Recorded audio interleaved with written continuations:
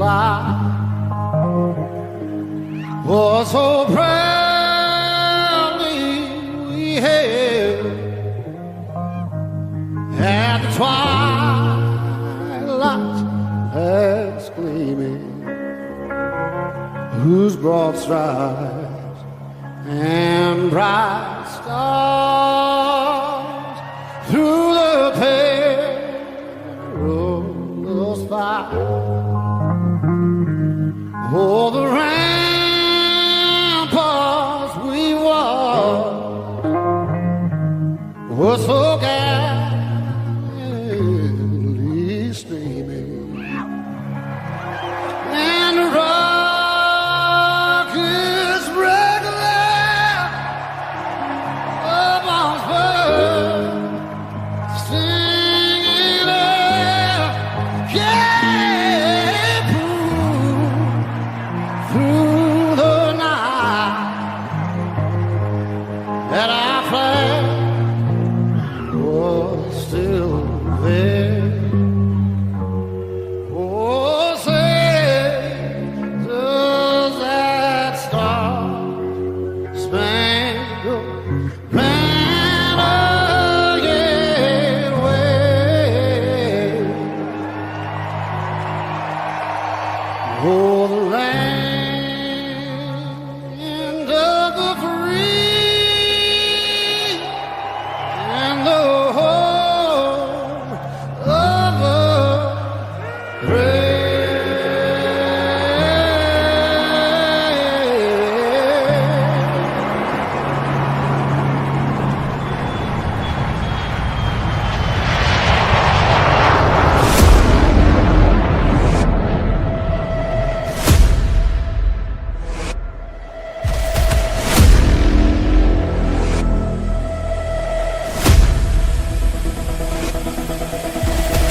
Welcome to Inside the Gamecocks, the morning show, presented by the West Law Firm and Resto Pros of the Midlands, part of the Chief Sports Network, and proud partners of On 3, Go Gamecocks. He'll be fine on the mountain.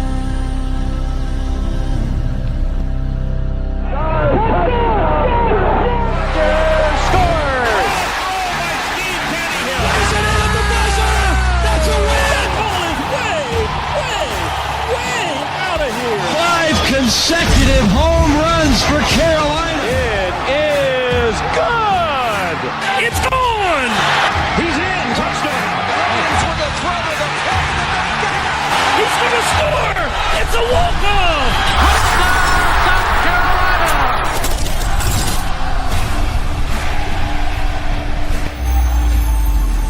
All right, greetings and good morning. Welcome aboard and welcome home inside the Gamecocks morning show, presented by our friends at Resto Pros, who are like Phil Mad Dog Mullinex, there when you need them. Resto Pros of the Midlands, Resto Pros Midlands SC.com. Sorry, Phil, I'm hitting send one more time to you on our text message.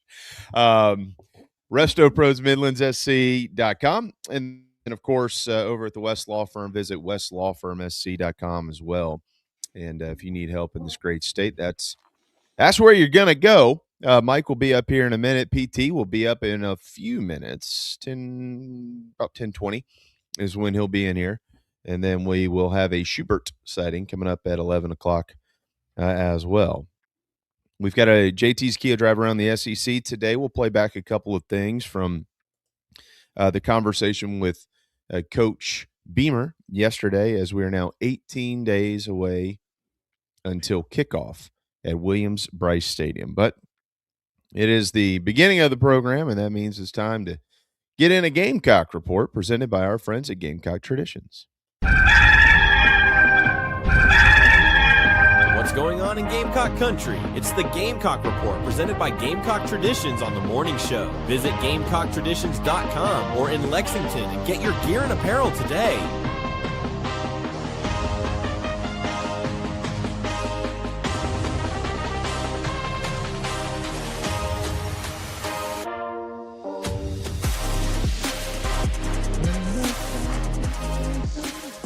All right, so Mad Dog, check it out, man. I was able to go see my buddies this weekend over at Traditions. All right. Look at what they gave me. I see that. That is a very sharp-looking polo. It is sharp. Yeah. Tell them to send one up here. Isn't that sharp? Pretty cool, huh? I know. I was, I never really wear collared shirts on this program. It's too far. Thought I'd dress up for you today. Yeah, it's pretty cool, man. So Gamecock Tradition, you can get this and this. You can get all that. Get all this. All this. You can get all that. Yeah. All that. GamecockTraditions.com. They can send it to you. Or you can go hang out and see them in Lexington. I'll tell you, if you walk in that store, whatever budget you walked in with, I'd multiply that by whatever you got.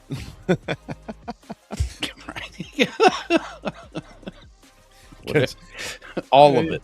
Yeah. I had a couple of things to do Saturday. Boy. Yeah, all of it, boy. Yeah, that's pretty much how I felt. I had to, go into the party on Saturday night and going to do some stuff at the stadium and doing stuff with baseball. And I said, well, I'll pick up my cousin and we'll go over here and get her some shopping done because she's a freshman. And then they're like, well, what do you think about this? Do you like that? Would you wear this? Would you wear that? I'm like, damn, man.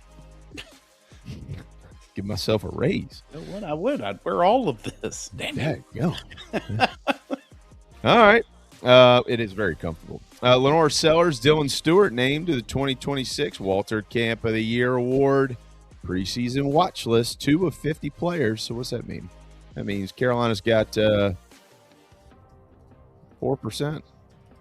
4% of the list. They're one of 9 schools with multiple players. Congratulations, young men. Carolina women's soccer, they lost over the weekend. I wasn't here yesterday, so I didn't get to update this. But they lost over the weekend at 18th-ranked Wake Forest. They're 1-1. And they will host that team in the upstate on Thursday at 7 o'clock at Stone Stadium. The men had their scrimmage with Wofford canceled on Saturday and figured that was coming. I was standing next to Williams-Brice Stadium around 4:30 or so, and lightning, I'm pretty sure, struck me. So I figured they probably wouldn't play. They didn't. But they'll open the season on Thursday at 6 o'clock on the road and against a very good North Florida soccer team. Good luck to those guys. In case you missed it yesterday or last night, we released our interview with Coach Spurrier. We're going to play some clips from that here in just a little bit, and then again in hour number 2. But you can pull it up on our app, the Chief Sports app. You can pull it up on our YouTube page. Coach, did I say Coach Spurrier? Yeah. Well, there's a reason why I said Coach Spurrier. I'll get to that next. With Coach Beamer. Coach Beamer will also meet with the media today at 1 o'clock. And the Gamecocks are on the practice field right now. They've been out there for an hour, and they've got they have until 11:37 today, Phil. So we're looking at another hour and 39 minutes. Yep. Of practice. The release of the Spurrier effect, there we go, is today. How one coach transformed Gamecock football. We did talk to Kevin and Brent about this in the last couple of months. Congratulations, Kevin Miller, who works with us, Brent Sylvia. This chronicles Steve Spurrier is the Gamecocks leader. You can go to Amazon. Connor Shaw did the foreword in it. I don't read books, but I will get this one, and I will have somebody read it to me, probably like my kids or something like that, since they can read now. So that's out today. So go support those guys, and obviously get the whole background. Coach Spurrier put in a lot of time with these gentlemen getting this book written. And then we got this is a pretty neat note. Kind of came out of nowhere, and I got a text about this yesterday, and then saw it, and man, I hadn't thought about that kid in a long time. Cool dude though. Former South Carolina catcher Corey Vanderhook named the interim head coach at Cal State Fullerton. Hey, good for you. Titans head coach Jason Dietrich stepped down. I don't know why. And they promoted Hook, is what he was known as here. Mike, obviously, you called the games. As Dad was Rick coach Van there. Yeah, for 10 years. And Dietrich took over for Corey's dad. Corey's been at UNLV as an assistant coach. Came back like a month ago, and then Dietrich stepped down, and then they promoted Hook. So he's got an interim tag on him for the year, and then we'll see what happens from there. So that's another former Gamecock who's out there coaching, and that's a nice job for him. He played there as well in 2006 after he left South Carolina. So pretty cool little note. Gamecock Traditions, GamecockTraditions.com, GamecockTraditions.com, and Gamecock Traditions in Lexington. Good morning, Mike. How are you? Good morning. I'm doing great. And thanks, TD, for the kind words. Hope you enjoyed. It's kind of nice segue. We went about an hour with Brad Crawford. We had Josh Pate on for about another 35. If you didn't catch it live, which most people are unable to do based on, like a lot of people don't catch this show live, 10 to 1 working hours. If you catch it whenever you want, it's on, to my knowledge, Phil, fact check me. It's still on every available platform. Yes, but it's no longer on the 24/7 platform. That's right. Yep, we are. Our podcasts have moved. Some independent, others to On3. Either way, you just search "College Football Forever," and the one that has the episode from today at around 4 to 5 o'clock is the one you want to subscribe and download. Exactly. Is it on YouTube? Can they watch it on YouTube? Like it's immediately available. It's immediately on YouTube. Okay. Immediately available on YouTube. Head to Inside the Gamecocks YouTube page or College Football Forever. Either one, they are live there now. Yeah. And our app. In the app. Fantastic. Yeah, and it is live in the app because I set it up correctly and everything streamed right to it. So hey, we're everywhere, man. We're everywhere, man. I appreciate Phil. I know that's double duty and working the levers. I think there was a minor overlap there, so hopefully that wasn't too bad. And covered everything nationally if you like that kind of stuff. And then I did wrap up with Brad's got his entire bowl projection list coming out, and he has the Gamecocks 7-5 in the Vegas Bowl. Vegas. There was a little bit of Lenora Sellers mentioned by Josh Pate.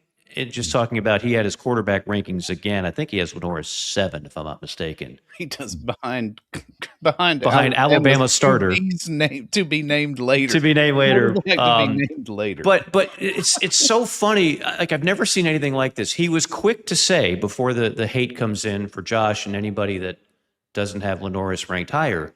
He did say it wouldn't surprise me at all if he finished third. Like, Lenoris is the ultimate wild card quarterback this year in college football, because even the people that refuse to just take that leap of faith and go, oh yeah, I think he's going to be one of the best in the SEC, because very few people did. They also they hedge their bets by saying, but if it all comes together with a new O-line, with a new coordinator, then he could be ba ba ba ba. And then you got the same Todd McShay. I don't know if he's just hell bent. Like, there are people in our industry that'll predict something, and at that they just will not back off it.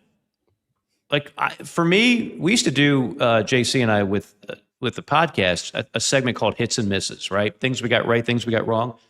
I would always say what's more entertaining, what I want to talk about, is what I was wrong about. I don't want to be right. That's boring. What I missed.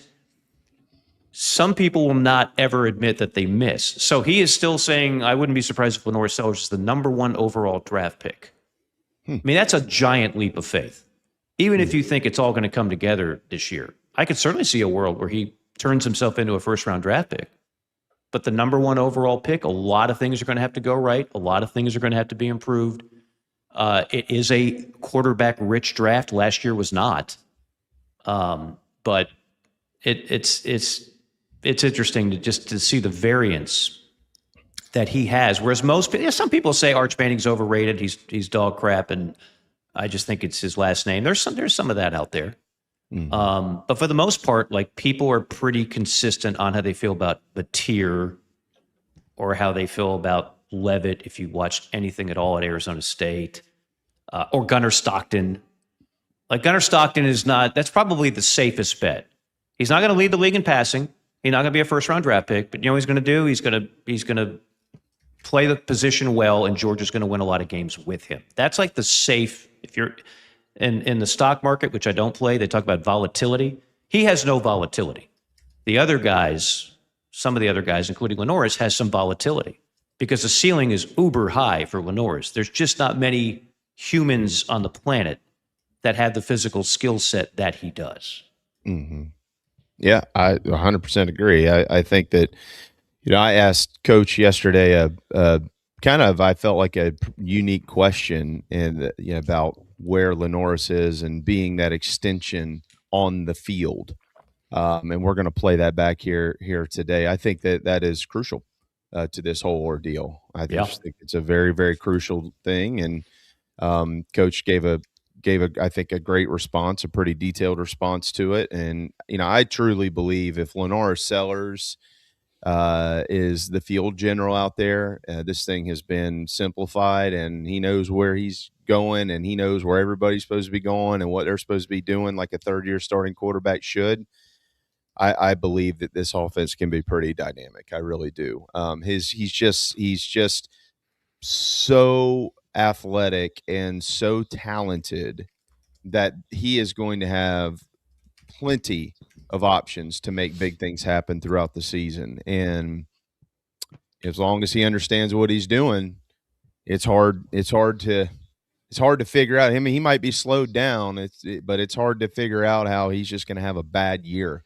And last year was a bad year, and it can't get worse than that. It's only going to go up. So, yeah, I'm excited to see it. We'll talk to Preston about it here in just a second. Again, we got JC coming up at 11 o'clock. We got a JT's Kia drive around the SEC. But for now, we got a timeout. Mike, can you take us there? I absolutely can. I can tell you about the fantastic work of one of the pillars of the South Carolina community and certainly of the mortgage community. You want to talk about a fun bunch of people. You get 10 mortgage brokers in a room and a keg, and I'm telling you what, it's not really that fun. But Troy Branham will still give you a great interest rates, and that's what he's around for. He's not there to be the life of the party.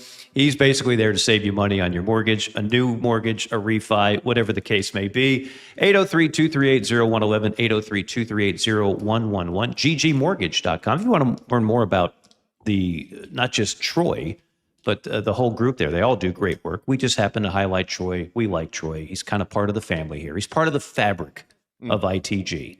Let him be a part of the fabric of saving you and your family some money today. 803-238-0111. As always, tell them you heard about it right here on ITG.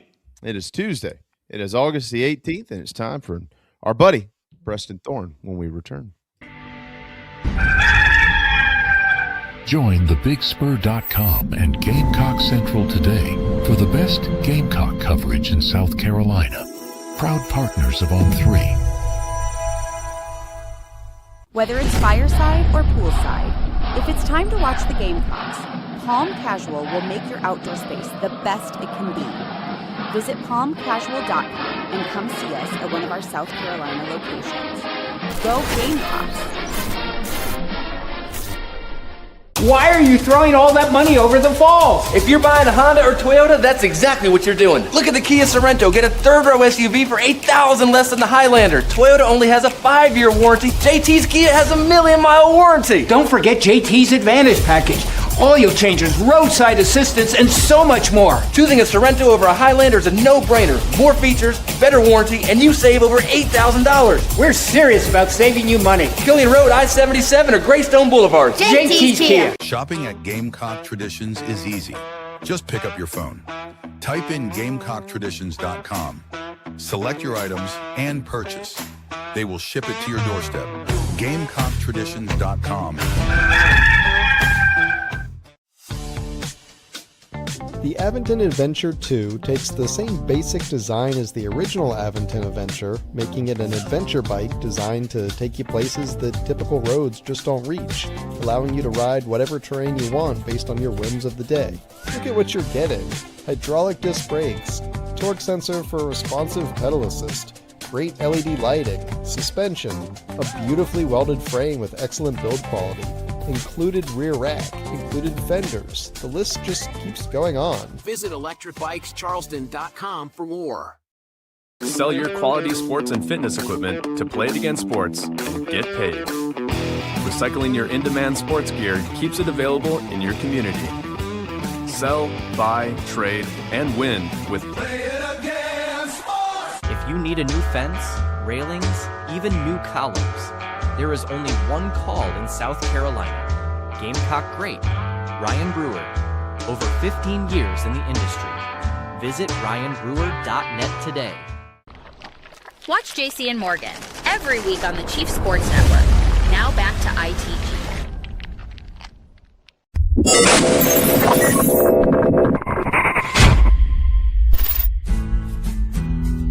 This is Inside the Gamecocks, the morning show. Part of the Chief Sports Network.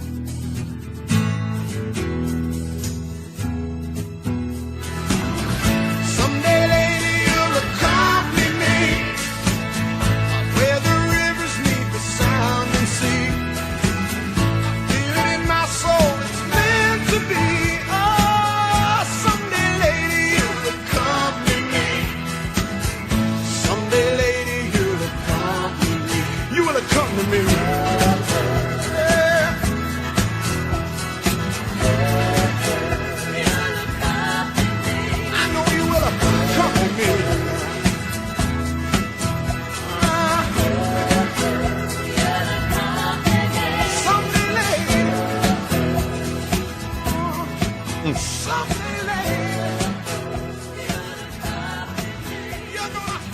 Yeah, I'm gonna be honest.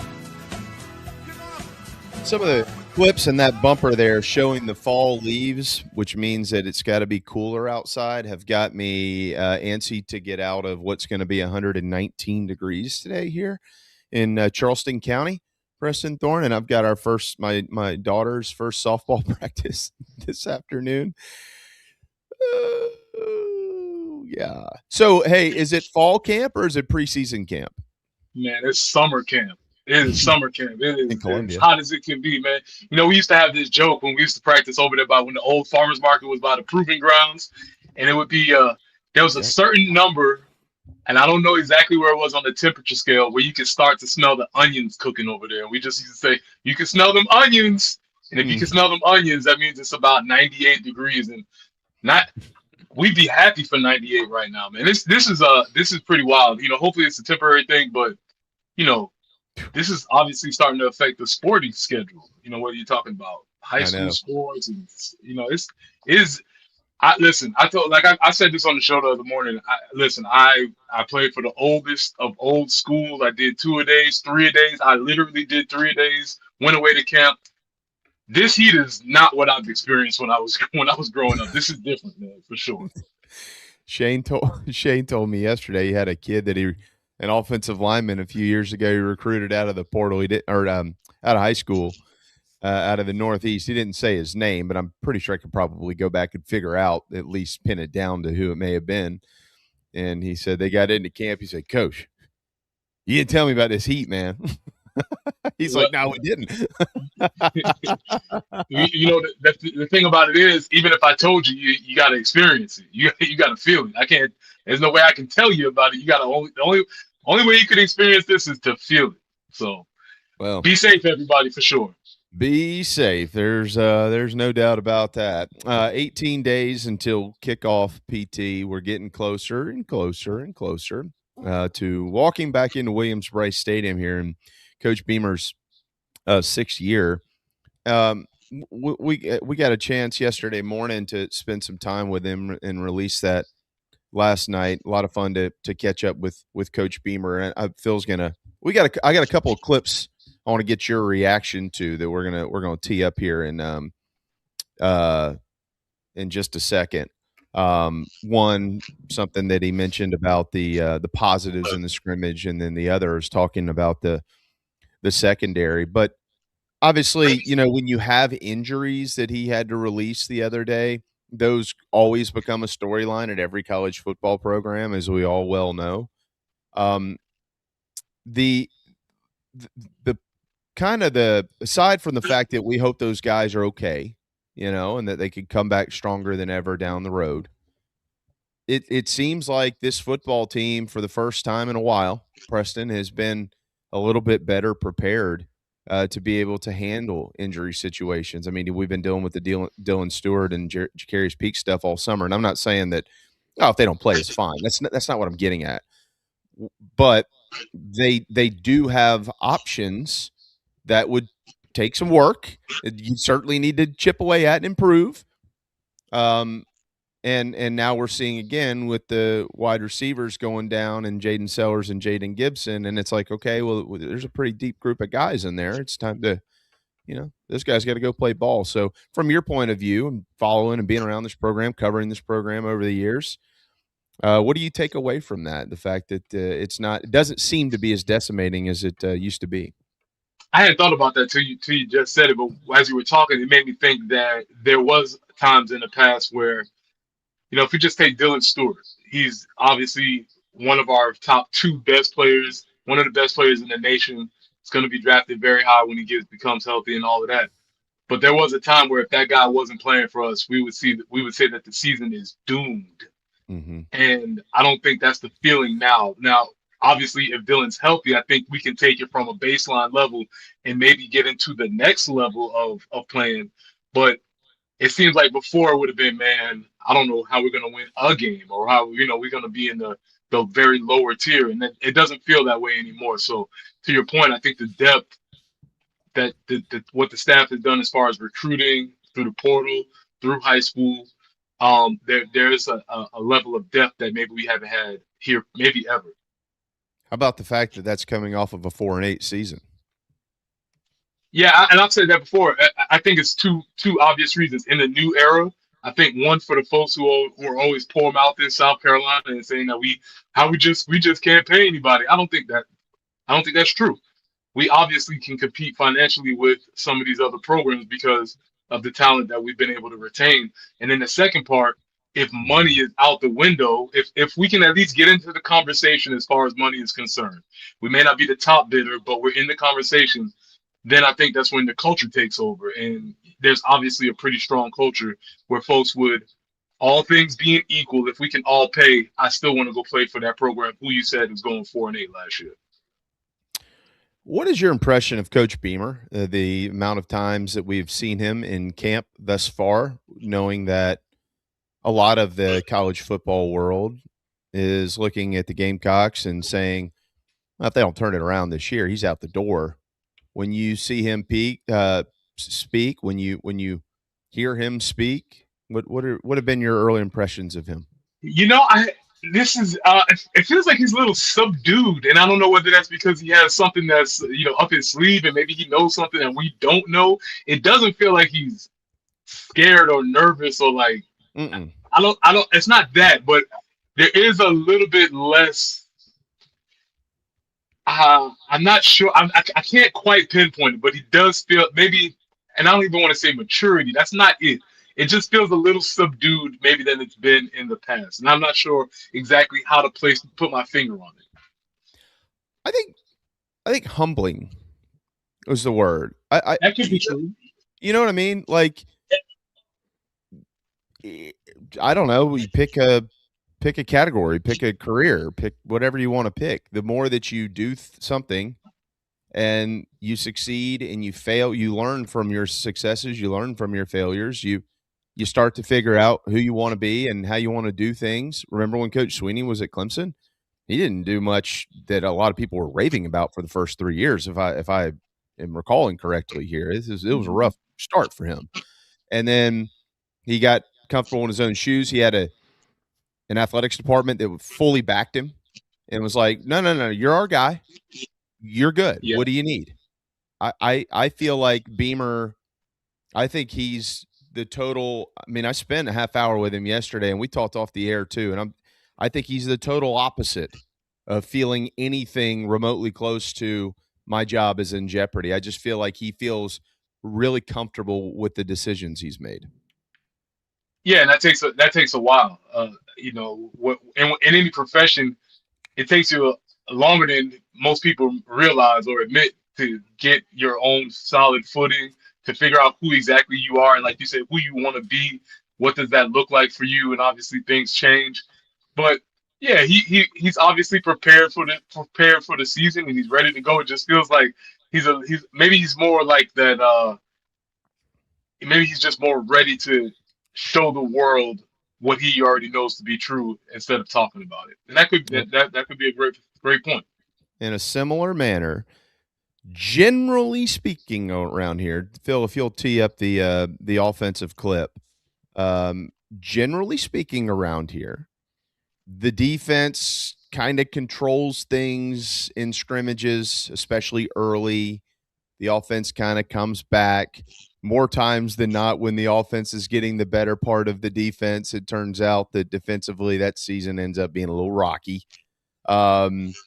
We all seem to be on the same page, and even Coach Beamer, kind of again yesterday publicly said, these guys are pretty good over there, pretty good on that side of the football. Keep your eyes on them. But the offense, PT, according to Shane Beamer, did some really good things on Saturday night, and to him there were a few things that stood out. I want to get your response to what he had to say here. But I was pleased from an offensive standpoint with what we did the other night. We started fast, which is key. We did a good job of protecting the football, which is key. We didn't have penalties. I think the entire offense, the entire night, we got about, 90 plays run the other night in the scrimmage, and our offense had 2 penalties the entire night. Wow. One was a false start at the end of the scrimmage, and one was a holding penalty when Lenore scrambled, and which he's going to do. And so that part was good. We played clean football. We played winning football, and as you know, we've had too many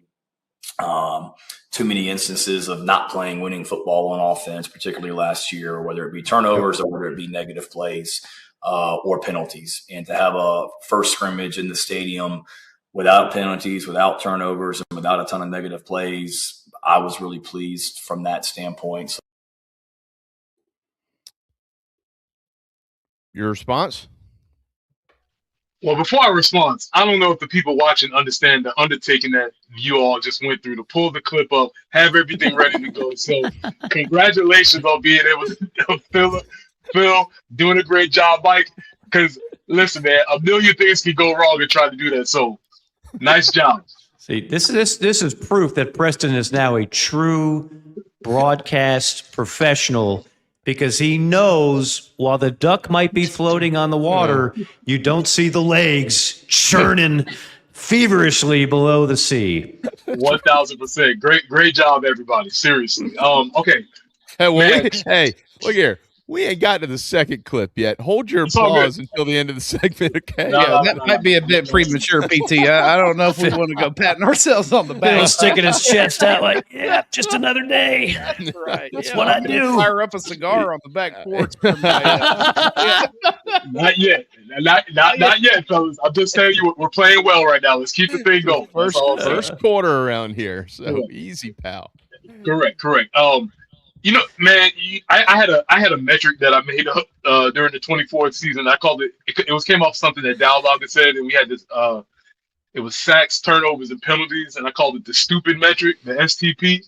And if we just measured how many sacks, turnovers, and penalties we came up with, we could kind of get an idea about how the offense played. And that's what Shane alluded to just now. He said we didn't go backwards. He said we didn't have a lot of penalties throughout the scrimmage. That's a great baseline to start with, because when you have those types of things on offense, it makes it really difficult to stay in rhythm and to call plays. And so for the offense to be doing that right now, regardless of anything else that happened, that's a great place to start. It kind of ties into something else that I asked him yesterday, what is Jason Smith, who they call Smooth, and Randy Clements, what do they do on a day-to-day basis to bring the most out of these offensive linemen? I was kind of curious. It felt like I'm going to say a 4-letter word, and this is the ultimate no-no, right? Like, you don't ever want to get called this. I'm not really saying it specifically. I'm just saying this the way it felt.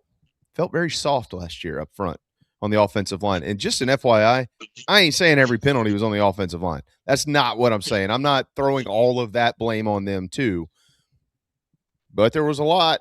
you can't have a snap infraction for 5 straight games and things like that. Like, that's bad, and it just felt soft. And so I was curious, what do these guys do? Like, what is their process? And he did make the comment. He said, what you want is for your players to take on the personality of your coaches. And basically, if you've got the right coaches, then they're going to have the right personality out there. And so if you only committed 2 penalties, one was a false start, that is on the offensive line, I believe it was. The other was a holding penalty, which was on a scramble play by Lenore Sellers. That's it. 2 in 90 plays.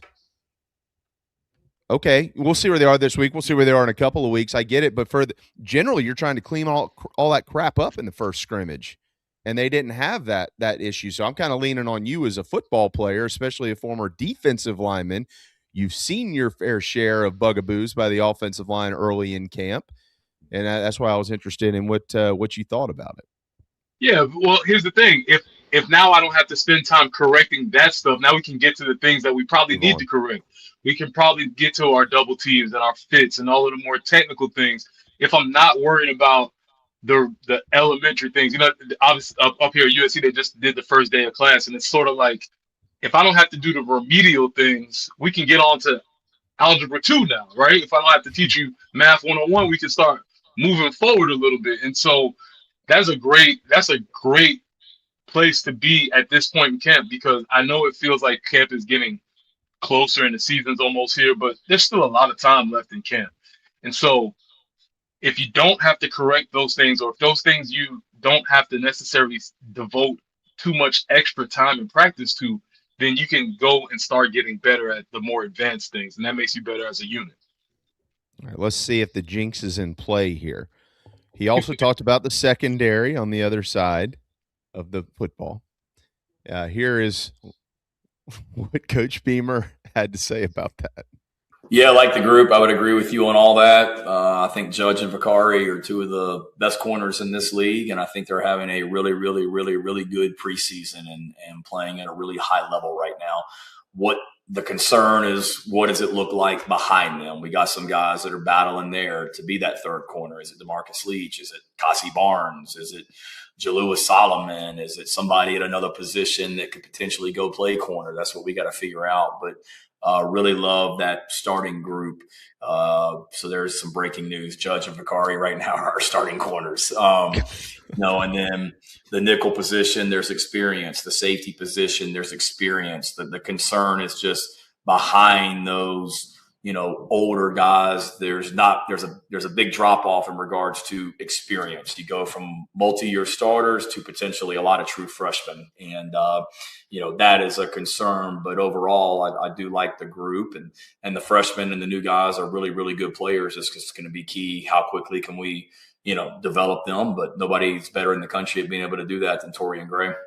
Yeah, you got that right. And Quay Sheed and Gerald, that competition is ongoing at nickel, correct? Yes. Yeah.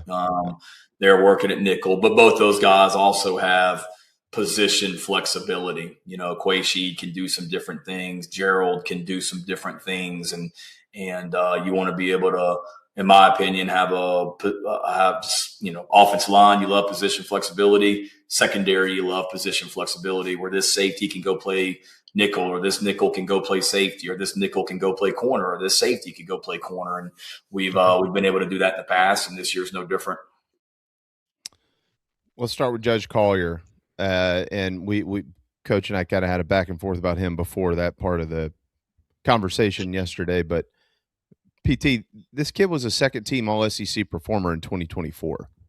And he comes out and he gets injured, goes down in the first game against Virginia Tech in Atlanta last year. Takes some time to kind of come back. They got him back out there. He never really seemed right. And it's almost like people have forgotten that he's even here. Everybody is worried about and I hear Coach Beamer too. Obviously he's the head coach. Oh, who's the second teamer? Who's the third teamer? I don't know, man. They're going to figure that out. But I know this, Judge Collier is actually still starting over there. He started 23 games in a South Carolina uniform. And his head coach just came out and said, I think he's one of the best, along with Swain, in the league at his position. So what are your expectations for that pair of corners? I mean, you want to, and to me, that's a great place to be able to have those veteran guys that have been in the program that have that expectation.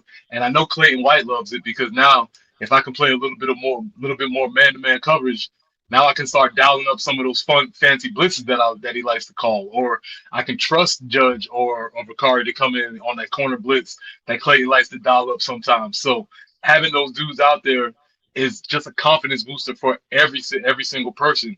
And having a pair of them, that makes it very difficult for our offense to decide who they want to attack. No, you're talking about a program that's put a few of these guys in the league over the last 30 years, too. South Carolina knows what it's like to field a good corner and ship them off to the NFL. And as Coach pointed out, too, it was notable to me, the cross-training thing, and I'm pretty sure I'm picking up what he's putting down here.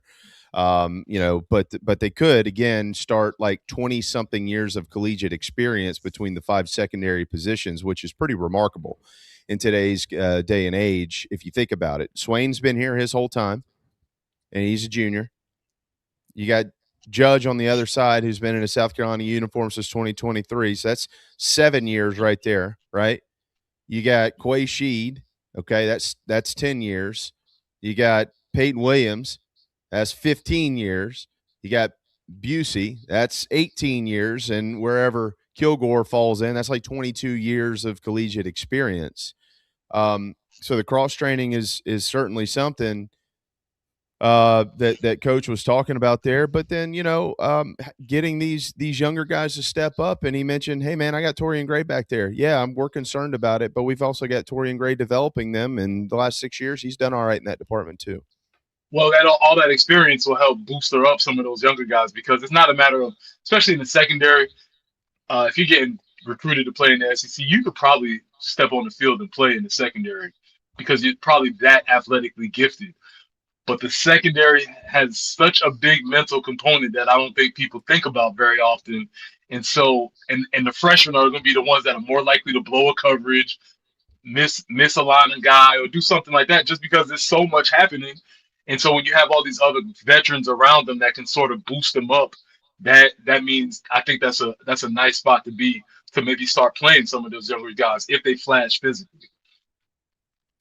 All right, so you got the second scrimmage coming up this week, and then they turn the page and they got to get ready for the Golden Flashes of Kent State, the upset-prone Golden Flashes of Kent State, who, by the way, actually do have an elite punt returner, from what I understand, and kick returner. I forget what his name is. Coach was talking about him the other day, and whoever this was that brought him up on our show a while back, I went and looked at him. I was like, this kid, they said he was an All-American. He was an All-American last year. Like, that kid actually is really, really good. You will respect the Golden Flash's special teams. Nobody gets out alive against Kent State's return units.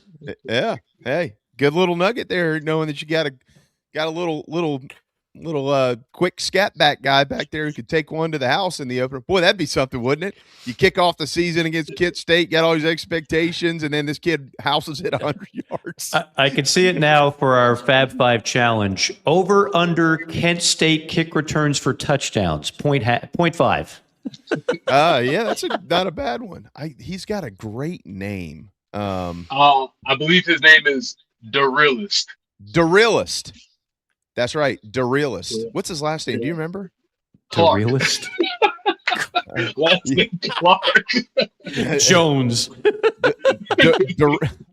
Derillist kick guy or something like that. I can't remember, but Derillist Clark. Yes, that is him. Derillist Clark. Okay. Yep. Yeah. What a name. So. Number 2 this weekend here. Number 2, obviously you're not coaching the football team. I understand that, but generally speaking, this second scrimmage, what are the things that you are really trying to get accomplished by the time you get out of there? This is the scrimmage. This is the one. This is the biggest week of practice right here for those players because after this scrimmage, we're not doing the depth chart is essentially set at the end of the scrimmage. In my experience.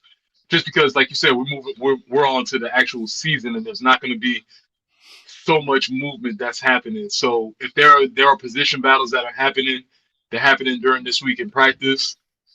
Probably going to determine who gets the most snaps during the second scrimmage.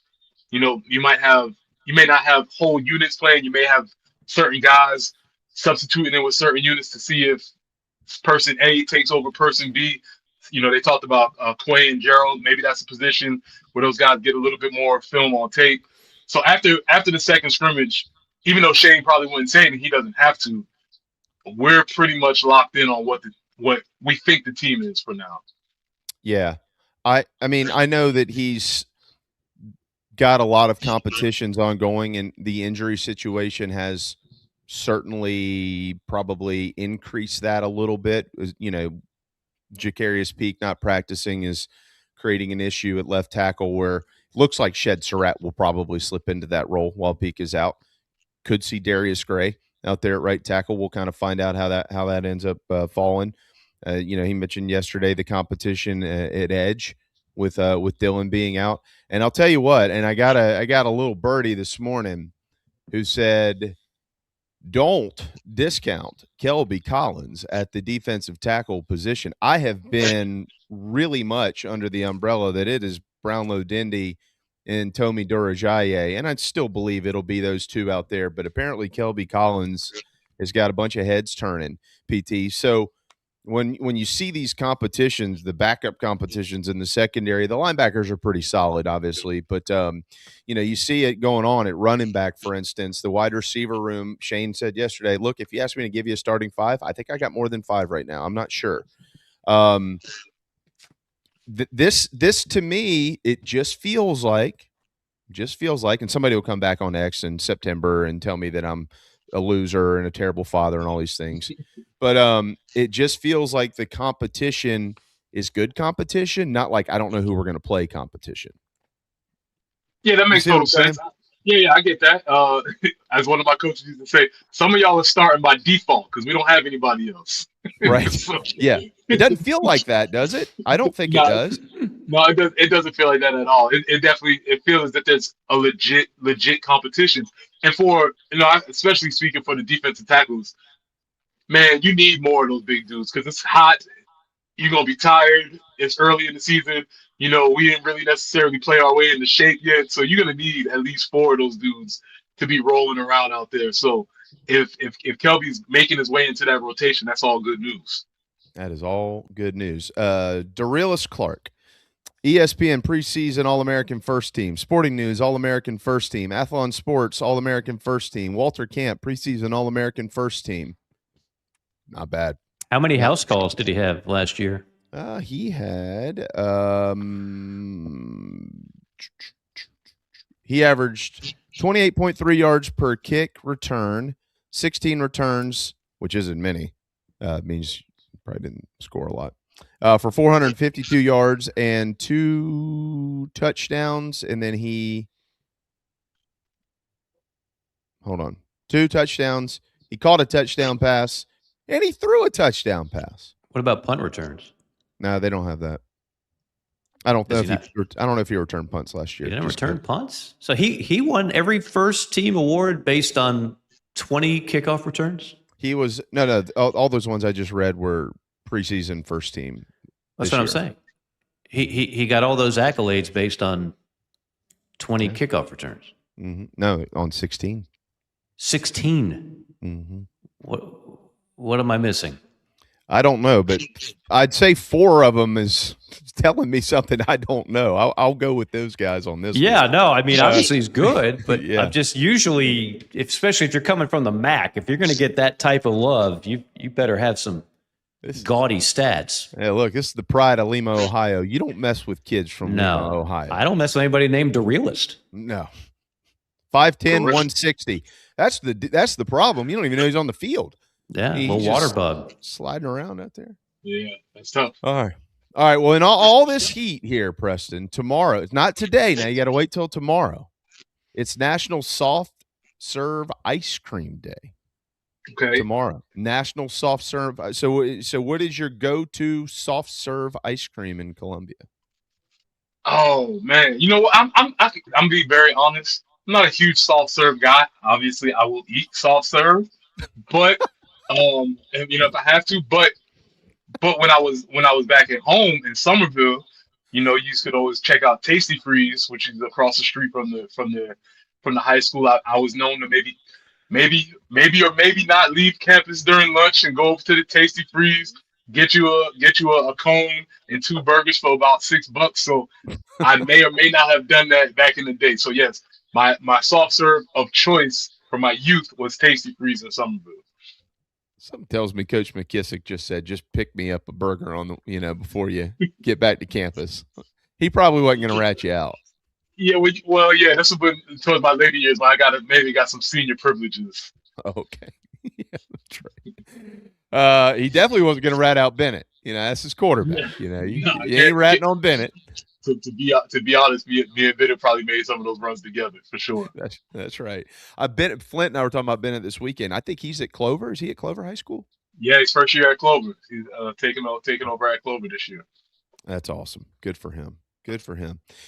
Man, we always love having you. It's a pleasure to see you. 107.5 The Game, 6 a.m. until 9 a.m. And also, if you or someone you know would like him and the great Langston Moore to come to your school and read the greatest book series ever written over J.K. Rowling and everybody, you can go to athletesанdartists.net and get them set up to come to your school, the Just a Chicken series, which is amazing.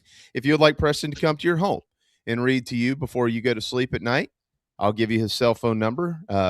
Shoot me an email, and we'll give him your home address. Surprise visit. Two things before I leave. When is the scrimmage? Is it on Saturday or is it on Friday? Yeah, Saturday, right in the heat of the day, 3 p.m. Ooh, good, they need it. That's the second thing. Just hydrate and they'll be fine. Back to the first thing. Give yourself a round of applause, Phil. You did it. You did 2 picks. You did it. I'm sorry, he can't chime in right now. He's shotgunning a Bud Light or Miller Light or whatever it is that he shotguns. Yeah, he did. Much respect. I understand. Oh man, great to see you, man. Appreciate everything as always, and we're getting closer, brother. We're getting closer. Appreciate y'all. See y'all next week. All right, man. See you, Preston. 10:52. Mike, can you tee us up, drive us? I can. I mean, you got me thinking desserts here. I was looking at the D's menu. I personally like the cheesecake. You can order a whole cheesecake with 24-hour notice, and they'll get one for you. Caramel fried ice cream. Ooh. A softball of vanilla ice cream, deep fried and drenched in caramel, topped with walnuts and whipped cream. Are you kidding me? I'm in. Mississippi mud pie. That's mocha ice cream pie made with hazelnut and chocolate and served in a chocolate graham cracker crust. Good Lord. Seasonal cheesecake, red velvet, blueberry, banana pudding, pumpkin, key lime pie, brownie a la mode. I always talk about how great the wings are and some of their low country favorites, fried shrimp platter, snow crab legs, po' boys, steamed oysters. It's not just a wing joint, folks. D's has got it all. And they have an incredible menu, incredible staff, good location too, West Columbia. Not a bad place to go to on game day. Just saying, especially if it's a night game, just like go to D's, belly up to the bar, get your drink on, get your food on, and then head on over to Williams-Brice right after that. D's Wings, an institution. Another institution is the Play It Again Sports on the other side of town in Harbison, led by Chris Mosley and the gang. Buy, sell, used, whatever you want. You want to trade something in, want to trade those old golf clubs in for something better, want to get some youth baseball equipment, youth softball equipment for Jamie's daughters. They have it all. Want something for Lake Murray, want to go ahead and do some skiing. They got stuff for that too. They got everything, and they've got it at a not grungy pawn shop like the one in Pulp Fiction where Zed's in the back with Maynard. It's actually a nice, very, very eloquent store that's Play It Again Sports over there in Harbison. 10:54, quick timeout, quick segment, and a drive next.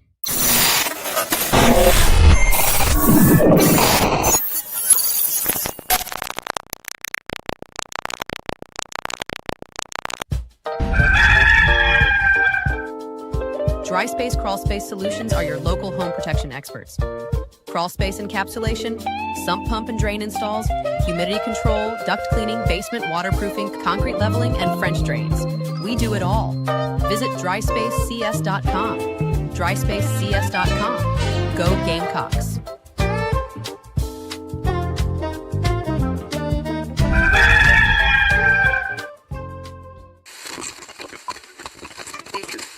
Is this your golf game? It doesn't have to be. Visit McKellarEnterprises.org and improve your game today. Test ride at Electric Bikes of Charleston today. Road trip ready. Ride comfortably. Forget road fatigue. The Velotric Fold 1 Plus features our exclusive Comfort Max frame design for an effortless, upright riding posture and a low step through. With an adjustable seat and stem, you'll be feeling great and ready for the next campsite adventure. Your back will thank you. Visit Electric Bikes of Charleston. ElectricBikesCharleston.com. You know, in Gamecock Country, home truly means more. And whether you're buying or selling a home, Renee Fryer brings local market expertise and personal care to every move because it means more. Mike here for Renee Fryer with Home Advantage Realty. No matter where you are in the state of South Carolina, she will make sure you have the advantage on your side. That's Home Advantage Realty, and that's Renee Fryer, always an easy phone call away. 803-271-4777. Make sure you have the home field advantage with Renee Fryer of Home Advantage Realty. Troy Branham of Golden Gate Mortgage can help you save big today anywhere in South Carolina. Over 27 years experience. Visit ggmortgage.com. Troy Branham of Golden Gate Mortgage says go Gamecocks. Jeffrey's got space and a touchdown. Can you believe it? Touchdown! He caught it on traffic. Scores!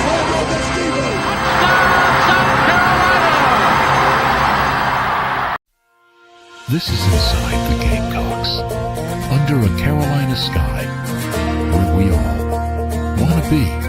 Under a Carolina sky is where I wanna be. Oh, 'cause Sandstone's going wild with the best of SEC. It's this town, it's this team, it's got a hold on me. Oh, I've had some of the best nights of my life. Under a Carolina sky.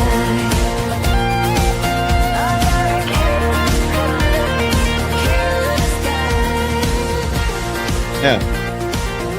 It's a great song, great girl, Mary English. Make sure you've downloaded her and all of her music wherever you do download your music. We've only got literally Phil's going to kick the music on in about 30 seconds, so we'll get back out of here.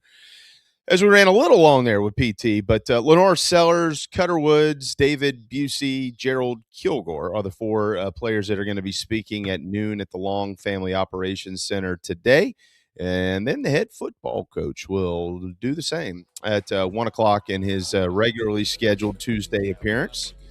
And Carolina will be wrapping up practice in approximately 39 minutes. They're scheduled to go until 11:37 today. It is the first day of classes in Columbia as well. So that's what's coming up for Carolina football. They'll practice Wednesday, Thursday, Friday. They'll scrimmage Saturday.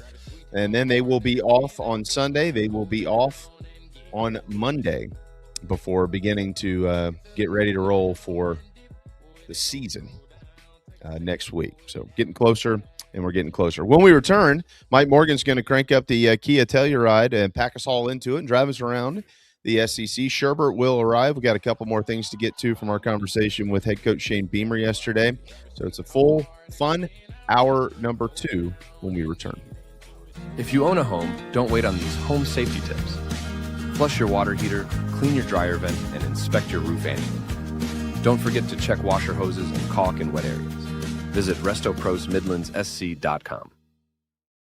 A really common fear in a workman's compensation case is what's going to happen to my job if I report this injury?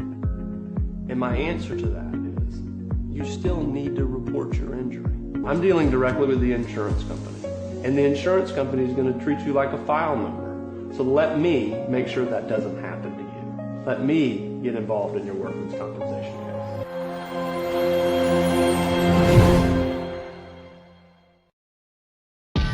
Ryan Brewer Fence offers a variety of services ranging from fences and railings to columns.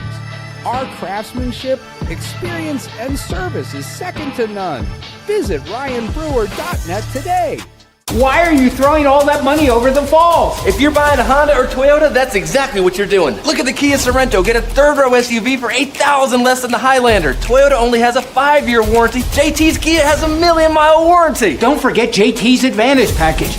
Oil changes, roadside assistance, and so much more. Choosing a Sorento over a Highlander is a no-brainer. More features, better warranty, and you save over $8,000. We're serious about saving you money. Killian Road, I-77, or Greystone Boulevard. JT's Kia.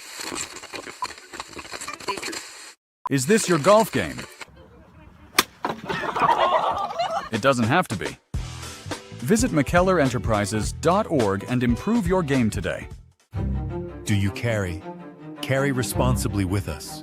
What could you lose from a self-defense act? Visit ProtectWithBear.com to find out more. ProtectWithBear.com.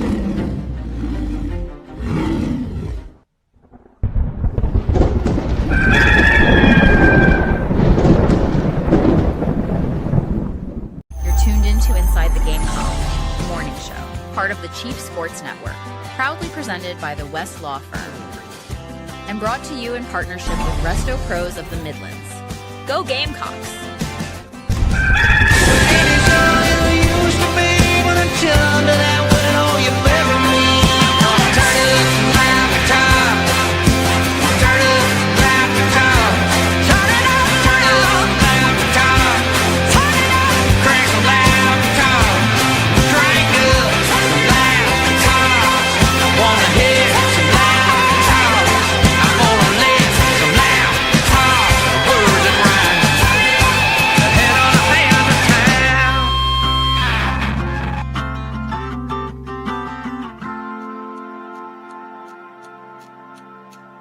It's now time to take a drive around the SEC, presented by JT's Kia across South Carolina. Oh, big gulps, huh? All right. Well, see you later. The home of JT's Advantage Package. On the road again. Featuring tire rotations, Just oil can't wait to changes, get and on the more. road again. Woohoo! The life I love is making music with my friends. And I can't wait to get on the road again. Are we there yet? No. On the road again. Going places that I've never been. Are we there yet? No. Seeing things that I may never see again. I can't wait to get on the road again. Are we there yet? No! On the road again. Like a band of gypsies, we go down the highway. Make your next trip reliable with JT's Kia. It's time to get on the road again.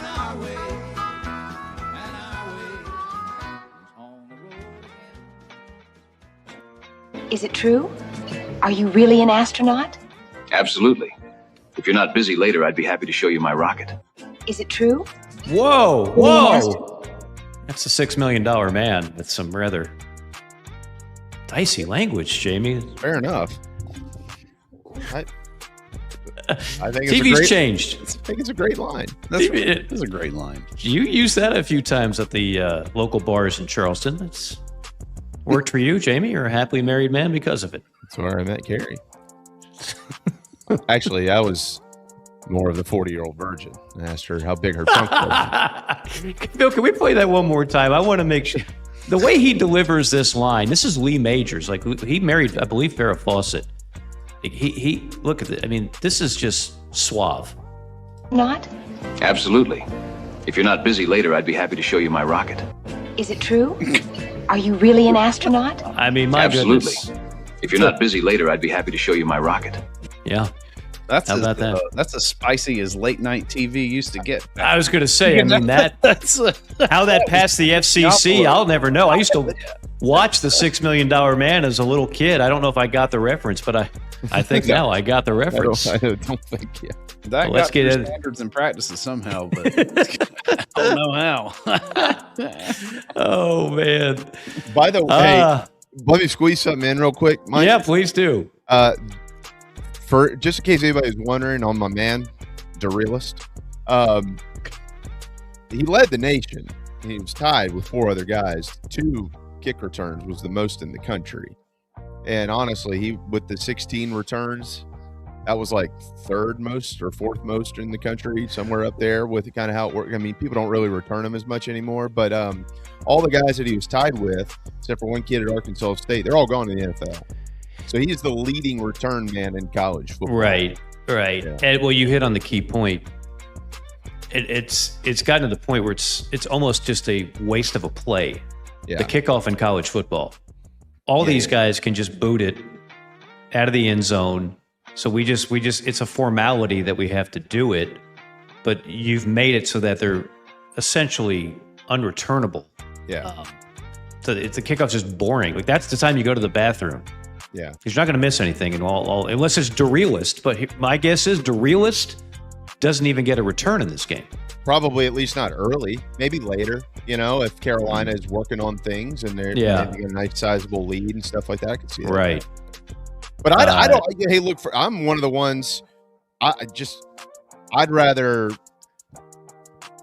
just kick it out of the end zone.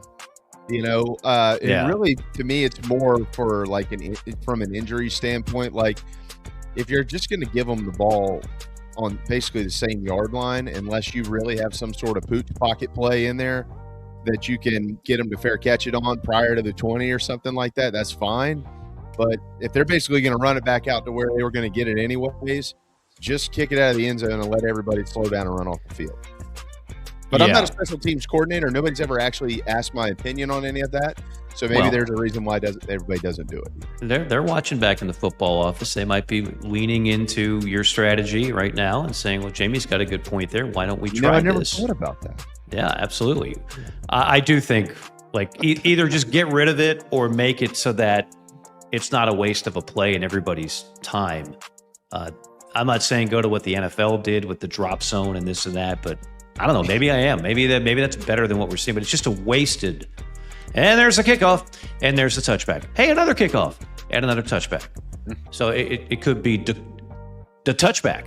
That could be his new name. Derealist the touchback. That's right. Because that's probably that player that used to be in there, the coldest, right? The coldest. Crawford. The coldest. Yeah, who had the air conditioning NIL deal. That was an actual legitimate NIL deal in a day and age where we're all just lying about what NIL really is, which is nothing more than pay for play. You don't have to do all this.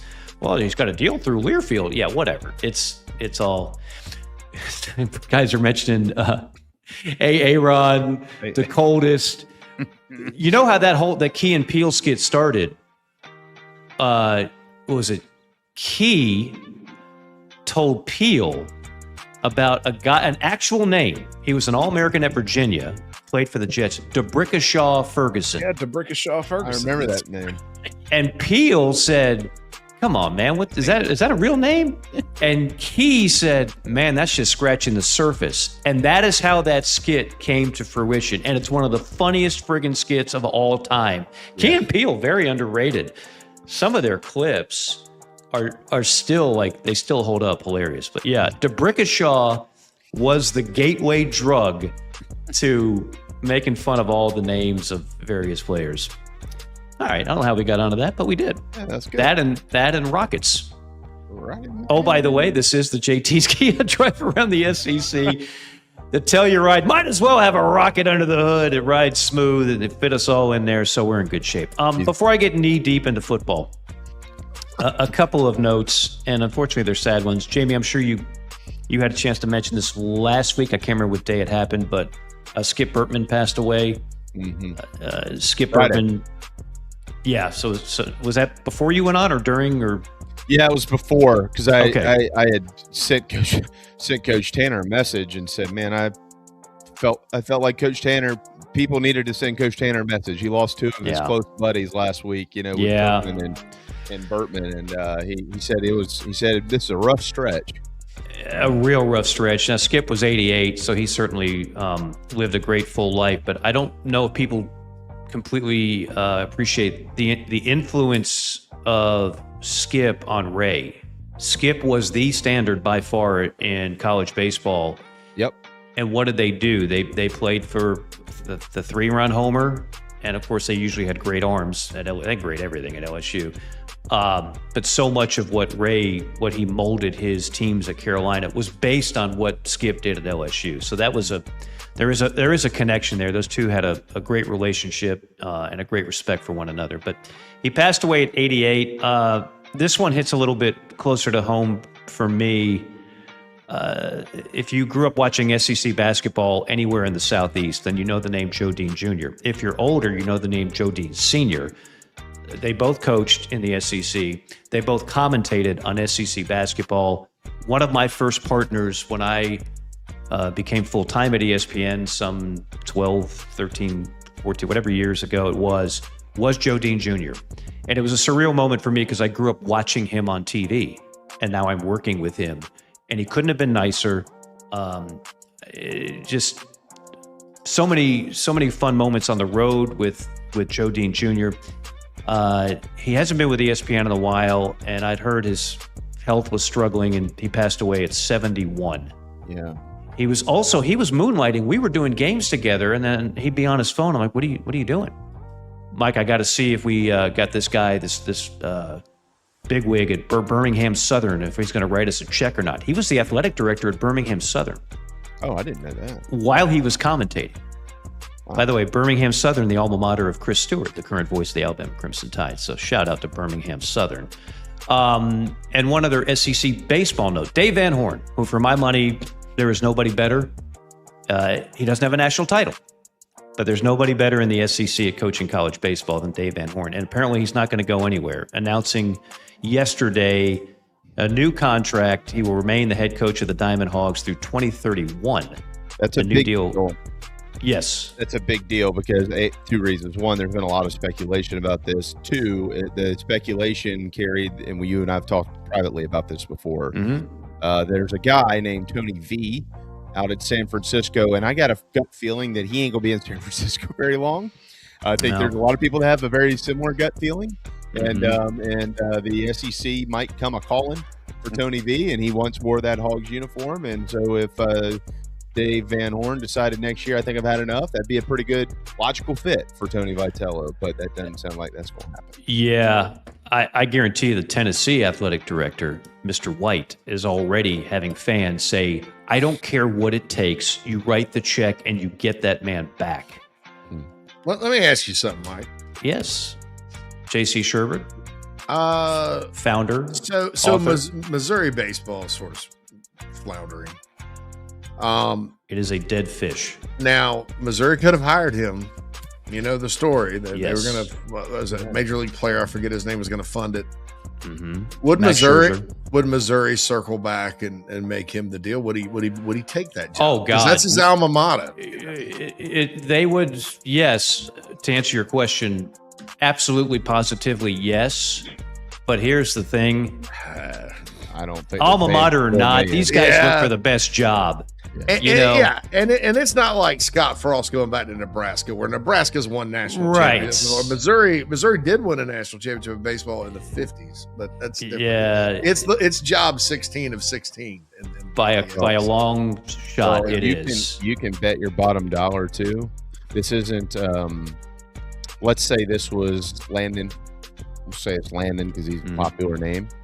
Or Landon would be like, "I'm gonna come get this thing corrected. Let's save on some cash here. Let's do this. Let's do that. Let's do that." Tony V be like, "Now you had your chance. You can pay me $4 or $5 million." I guarantee we're you. Good. Yeah, like I use the term every now and then, the alma mater discount, especially like you hire the guy who played for your school and then he winds up sucking. Well, you get the alma mater discount, or you get the benefit of the doubt, and they'll keep you longer than they should. Vitello's alma mater might be Missouri. He ain't giving you, if he's still pissed off you didn't offer him the job 10 years ago, he's going to charge you double what everybody 100%. Else would. 100%. And one thing I have learned is Missouri has a lot of money. They spend it on football, they spend it on basketball, they just don't spend it on baseball. Max Scherzer, what JC was talking about, who's toward the tail end of his career but had a phenomenal career, he pitched there. And Max Scherzer 10 years ago said, if you hire this man, I will give you a lot of money. He has it. And they still, the AD at the time in the infinite wisdom said, no, we're good. We're going to hire this other guy. Yeah. They will never, ever live that down. as long as Missouri is the doormat of SEC baseball. But congratulations to Dave Van Horn. Always been a big fan of his. I root for him. I'd love to see him be added to the list of coaches to win a national title. Again, a botched pop-up. Wide of the bag at first. That's the right fielder's ball, and they should have had a natty, but instead they lost to Oregon State. Okay, college football. The AP poll is out, and you've probably seen it, you've probably read it, and you probably have arguments about it. Ohio State, number 1, getting 40 first-place votes. Oregon, 2, getting 14 first-place votes, followed by Georgia. How many SEC teams are there, you ask? Well, there's 9, just like the coaching poll. You've got Georgia at 3, you've got Texas at 5, you've got A&M at 8, you got Ole Miss at 9, you got Oklahoma at 10, you got LSU at 11. So that's 7 of the top 13 from the Southeastern Conference. And then if you keep going down the list, you've got Tennessee at 20, which I still think is a very intriguing team. I'm with Pate on that. 25, Missouri. And then other receiving votes, if you just go in order, Florida would be at 27. Carolina would be at 32. Vanderbilt at 35? They do know Diego Pavia's not there anymore, right? No. Apparently not. I don't think they got that memo. A lot of these voters don't. So you've got but 9 SC. The coaches put them right there too. Did they really? I didn't even pick up on that. I think the coaches have them at 33. Okay. So the SEC has 9, the Big Ten has 7, the Big 12 has 4, the ACC has 3, and then there's Notre Dame. If you want to break that down by conference. Right. And of course, it's the first time Alabama has not been in the top 10 preseason in 18 years, and there's no Clemson, which has not happened in a while. 2011 is the number on that, the stat on that, the year. Yeah. 2011. How many years is that? 15 years? That would be 15. Mm-hmm. I mentioned the stat of all the teams in the top preseason, top 15 last year that finished unranked. I think it was 7 of the top 15 preseason. Of course, Carolina was one of those, but there's a lot of SEC teams, LSU leading the way, that were highly ranked in the preseason and completely floundered. So, again, it does mean nothing. However, here's where it does mean something. If you're in the top 7 preseason AP, 19 of the last 22 national champions were in the top 7 preseason. So you can't just say, well, it's a bunch of garbage. No, I don't think. Yeah, I think that. Yeah, I agree with that. I think it should be split in 2. Like the top 15 is like, okay, these seem to be the teams who could win a national championship. The other 10, I don't know. We'll figure it out. Yeah, this goes back to my strength of conference schedule thing, right? Like, we don't know what a lot of these teams are going to. I have no idea what Missouri is going to look like, what Florida is going to look like. In some respects, Carolina, even though I feel like I know the team inside and out, I can't sit here and guarantee you what the record's going to be. But I can pretty much tell you Georgia's going to be better than Kentucky. I can pretty much tell you Texas is going to be better than Arkansas. Like, there's some things that are just, dare I say, common sense when it comes to that. And that's kind of like the AP poll with that stat. If you're in the top 7, you got a lot of things going for you. Yeah. But once we get to your point, once we get to like 15 and 20, we're all just throwing darts at a board. We don't know. I mean, I think that actually when you get past number 7, it's still darts at a board. Yeah, A&M is 8. I don't know. Is A&M a 10-win team? They were 11-1 last year. Are they a 10-win team or are they 8-4? Phil, who was that last week that said A&M wouldn't qualify for a bowl game? Who was that? Oh, that was a wild prediction from Rob. Oh, that's right. I forgot. His wild SEC prediction. I forgot. We need to fire him. Won't even make a bowl. Yeah, I mentioned that's right. And then you promptly fired him. Yeah, we need to fire him. Rob, I love you, but there's no way A&M is missing a bowl game. I do. I see where he is counting on them winning none of the big games, and he is referencing A&M's Final 5, which is a doozy. They got to go to Bama. At South Carolina, host Tennessee, at Oklahoma, host Texas. Like, that is not freaking easy. Road trips at LSU and Missouri prior to, I still think they make a bowl game. Look, let's. All right, so if Arizona State, Kenny Dillingham come in there and cut them in week 2, look, I mean, that's happened to A&M before. UCLA, I think, came in there and beat them one time badly. I guess you're kind of banking on that, right, Jason? Because that would be the only way I don't see them making a bowl because they lose all. I mean, they have Kentucky, they have Kentucky and Arkansas on the schedule. Kentucky's at home week 3 at Missouri. I mean, they went to Missouri last year and won. That's kind of an old Big 12. They played the Citadel, Missouri State. You better watch out for the dogs. But I'll tell you, those last. I mean, they are not winning fewer than 6 games. That's where this conversation ends. I honestly, I think that this sets up the way that it usually sets up for A&M. I think 7-5 is probably right. Like they might have a top 15 team, but because you just don't know who's going to be who and what's going to be what, and all the guys that you play and the road trips they have, that is not an easy road. They play 5 SEC road games at LSU, Missouri, Bama, South Carolina, and Oklahoma. That is not easy. Yeah, I mean, where I see A&M maybe struggling this year is on offense. Missouri replaced all 11 defensive starters. I don't think they're going to be that good defensively this year. They're always fired up about their defense. Then it's okay. But if you lose that one, or you lose to Arizona State, you're 5-2, and you got at Bama, at Carolina, Tennessee, at Oklahoma, Texas. Now they're going to beat Bama, Tennessee. I mean, I'm not super high on either one of those teams this year. So I just think we don't know enough. Alabama. You look at their depth chart; it looks nothing like. And there's some familiar names on that depth chart too. Carolina recruited for the Gamecock fans out there, but Tennessee just lost another, defensive starter this week in a secondary that was already thin, that was bad last year. So I don't know, man. I mean, I guess they could. That is a crazy prediction from Rob. So we all agree they make a bowl game and fire Rob. Yeah. Okay. Rob, slips in the mail. Does Elko keep his job at 6-6? Yes. Yeah. They love him. They love him. Yeah. I mean, he took him to the playoff. I mean, but it'll get dicey. Yeah, he'll be you go 6 because like the bottom line is, yes, they were very good.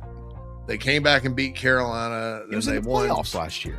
And they got to the playoff, but they only scored 3 points. Like, what are we talking about? I'm not picking on you, Phil. I'm just saying that's a thing. It's going to be this. Not in 26, but 27. This is going to be this. It's going to be like, wait a minute.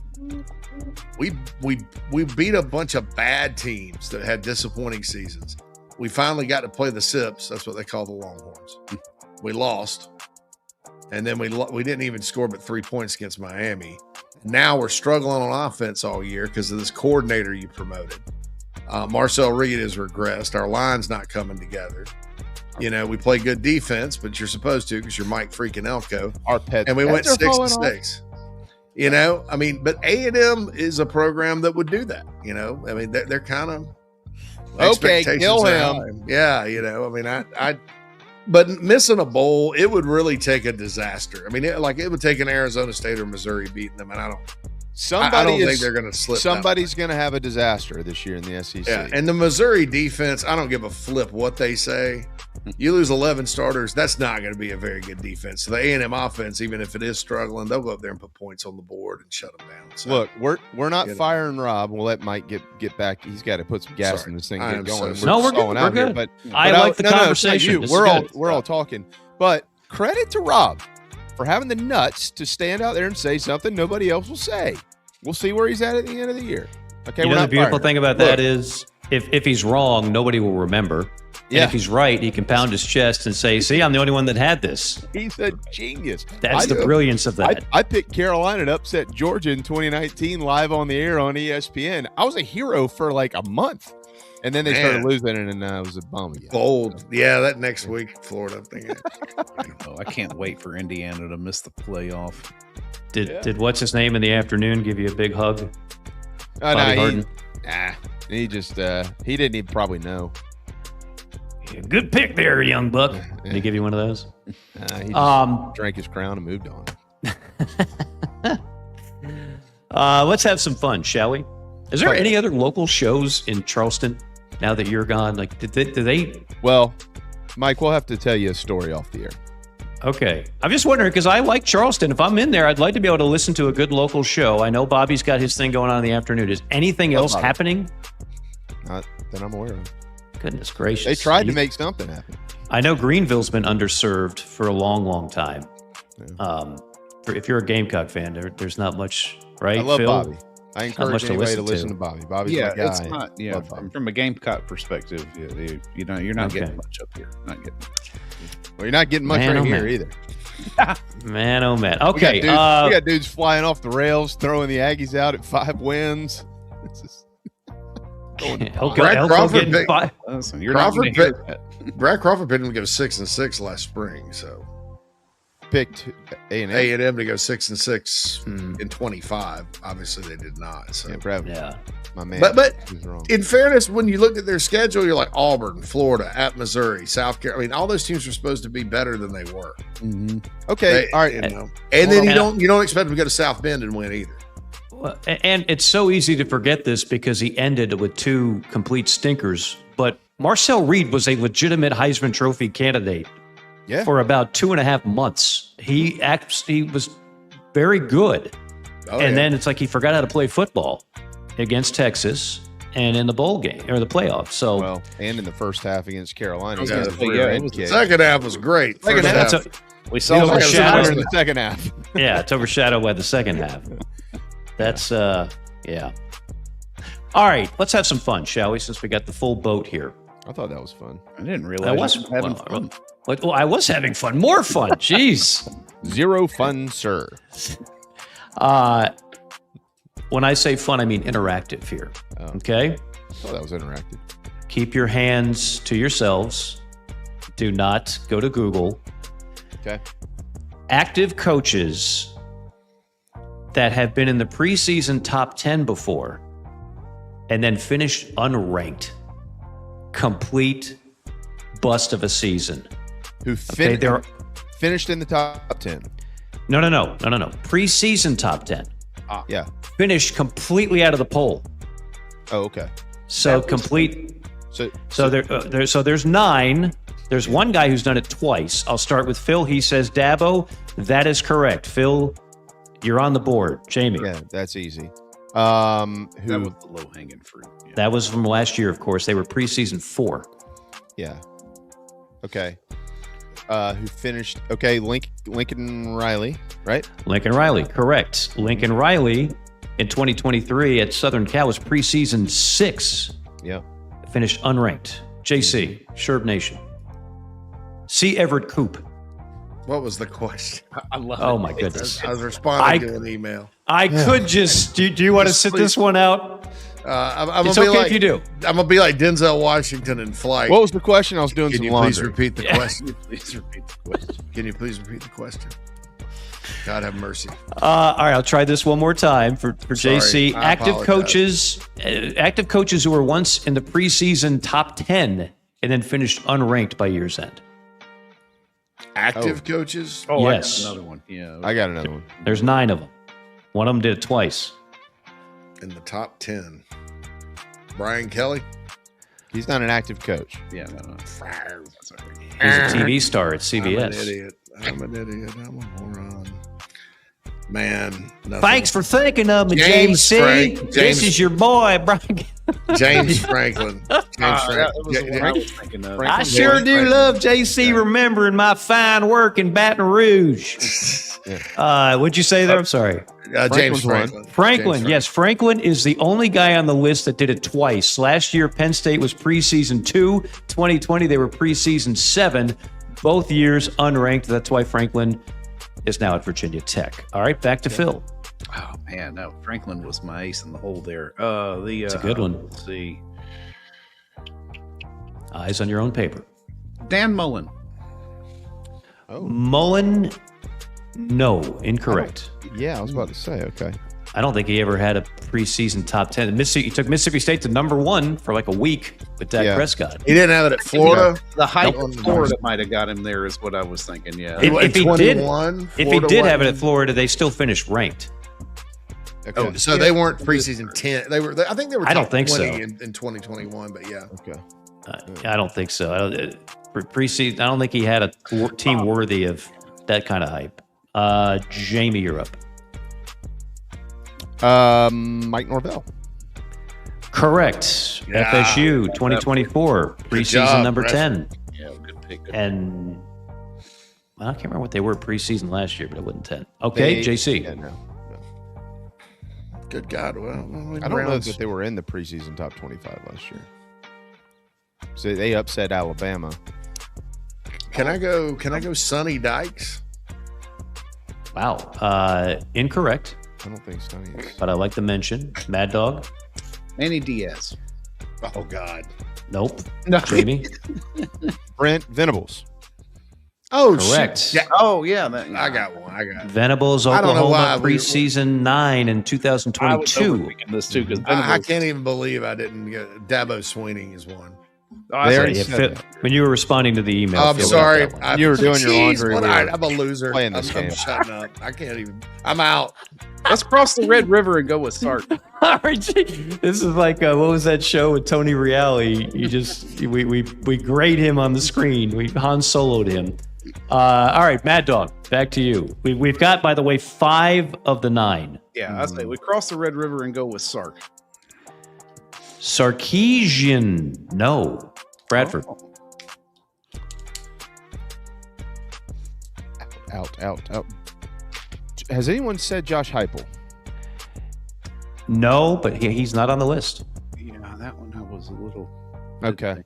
Yeah. Mad Dog. Okay. Oh gosh. Hold on. I just saw a team that you just saw a team. Me. I didn't. No, surely not. 4 more on the list. No. 4 more. These are all names. You know all these guys. Yeah. Oh man, I don't know.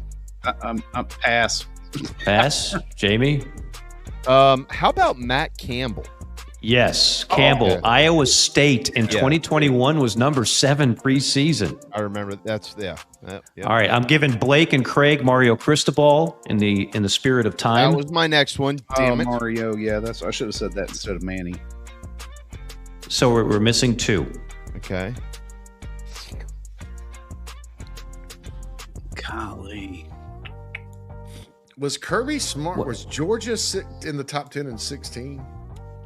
No. Kirby Smart's not one. Oh, no. Kiffin. Southern Cal, 2012, preseason number 1. Yep. And finished unranked. That's how you get fired on a tarmac. Kiffin. Yeah. All right, so one guy. This is the toughest. He's still coaching. He's coaching in the Big 12. Okay. And he's on the hot seat. And then that would be. Y'all said Manny Diaz. It's not him. It's active coach Dave Aranda. Boom. Yeah. JC is back. Yeah. Just when you thought he disqualified himself. Back in the game, baby. When you said Manny Diaz came to my mind because I knew it was Baylor, and I was like, wait, it's not Manny. Who took over for Manny? I couldn't get to his name. Yeah. Yep. So those are the 9. And again, Franklin twice. Yeah. Preseason top 10 to finish unranked. Okay. I had fun with that. I hope you guys did as well. Yeah, that's a pretty cool question. Yeah. I'll give credit to our research department on that. Phil, can you cue up this might set JC into orbit. JC, this is not official. Probably. This is the one time that he is paying attention. It would be. All right, this is the $40 million club. This article. Yeah. Are you okay with this? I am. I agree with all of the $40 million club members. Okay, now, sweet. Their South Carolina information was inaccurate, but not a surprise. The writer that writes, I mean, every time he. Let's just go with the 40 million and work. Okay. So these are the biggest of the big daddy bucks, right? LSU now with Lane, Miami, Notre Dame, as I mentioned on the podcast earlier. They say what you will about Brian Kelly. He is the reason why Notre Dame started spending a lot of money on facilities and now payroll. They got into the 21st century. They no longer think touchdown Jesus alone gets you 5 stars. Ohio State, nobody's surprised by that. The 2 Texas schools, nobody's surprised. And Oregon, nobody's surprised. I'm not sure if there's really a surprise on that list, to be honest with you. But that's the 5 in the 40 million club. There's another part of that article, the over 30 and the over 20, which is where every SEC school is either in one of those categories. Over 30, it's all unofficial. Bama, Auburn, Florida, Georgia, Oklahoma, Ole Miss, Tennessee. Over 20, Arkansas, Kentucky, Mississippi State, Missouri, Vanderbilt, South Carolina. That's based completely on perception. Okay. You know, I can tell you right now, Missouri spends more than that, and I know exactly what the Gamecocks were this year, and it lacks common sense to look at the players they retained and also signed to say they're down there with Mississippi State and Arkansas. I mean that's just that. I mean, and I'm not saying I think they spent in that range. Not obviously they didn't spend in the top range. Not a lot of teams do, but they spent identical numbers, probably a little more than Alabama and Georgia. Probably Alabama at least. I mean, all this does, Mike, this BS is propagate narratives about brands equals money. And that's just not the case. And it's not, I don't care about South Carolina other than fans are going to react. And all this is designed for fans to react because, you know, instead of saying, if you're an Alabama fan, man, we need to get our butts in gear and raise some money because our roster doesn't look anything like it did 2 years ago at all. And we're losing guys. They're like, oh, we got it, you know, and it's not fair to do stuff like that. And so that's why I'm just not a fan of inaccurate information. But the 40 million one, that I believe that to be accurate, but I think they just slotted teams according to perception, the rest of them. And these industry sources, you know, they don't really know what's going on. Yeah. And again, none of this it's not like the NFL where you have to, it's public record to everybody's salary. It just, I assume that, you know, it could have been an agent that, you know, a certain school that, you know, maybe didn't think his player was worth this. Well, they don't have any money. I'm estimating they spend this. And that kind of crap ticks me off. But, it does, and I think you would agree with this. It makes me respect Kirby even more that he's not in the over 40 club. And yet they're the most consistently good team in the SEC, if not the country, the last few years. Yeah, and they don't. And look, they recruited a high level still out of high school guys, but they don't overpay for those. They've lost several dudes out of Georgia to like Texas and A&M, and that they normally would have gotten. And he doesn't overpay for them either. They don't overpay in the portal, and they're still beating everybody's butt. You know, it's kind of like the Indiana scenario with Georgia. You know, they're not. Indiana's not out there spending a bunch of money. Money had nothing to do with them winning it last year. You know, they're spending more now, but but the whole Mark Cuban thing, like, it's not true. Mark Cuban was not giving them a bunch of money before last year's national championship. But Cuban's a tight ass. If you ever watch Shark Tank, you know this.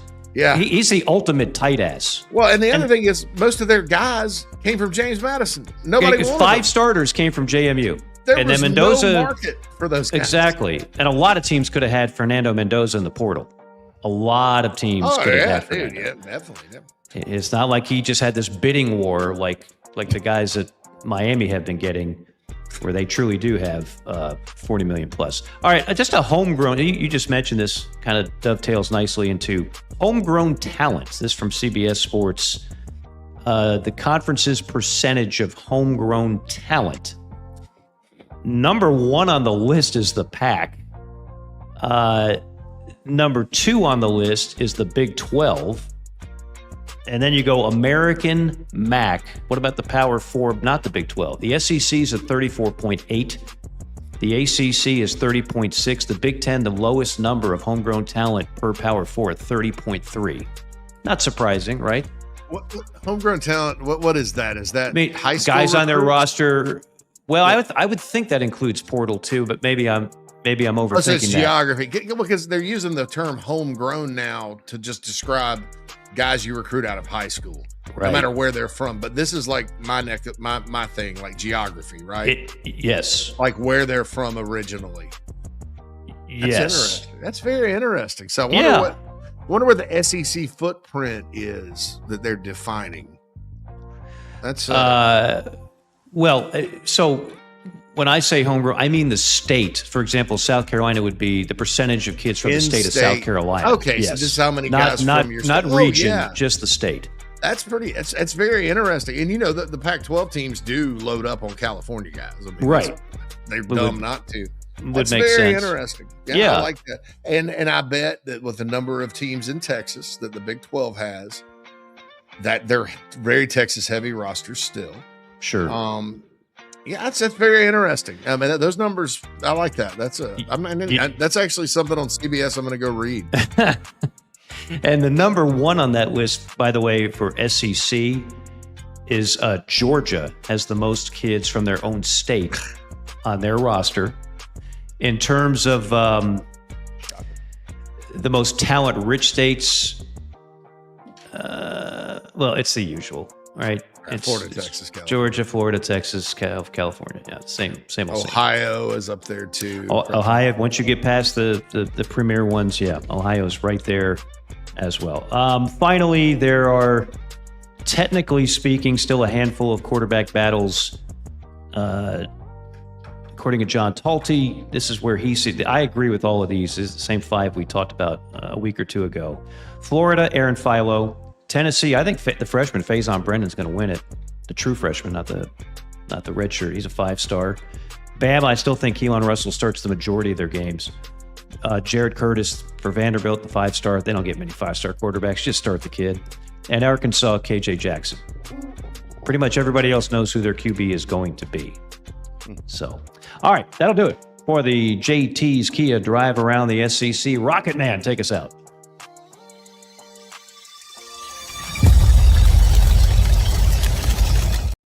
All right, 11:40. It is time for a timeout, powered by our friends at Electric Bikes of Charleston, electricbikescharleston.com. It is so hot outside. At least cool yourself down if you got to get somewhere by riding an electric bike. Electric Bikes of Charleston, proud supporters of your South Carolina Gamecocks. The Golden Tones, Mad Dog, myself, and Jebediah Yoder. We'll be right back.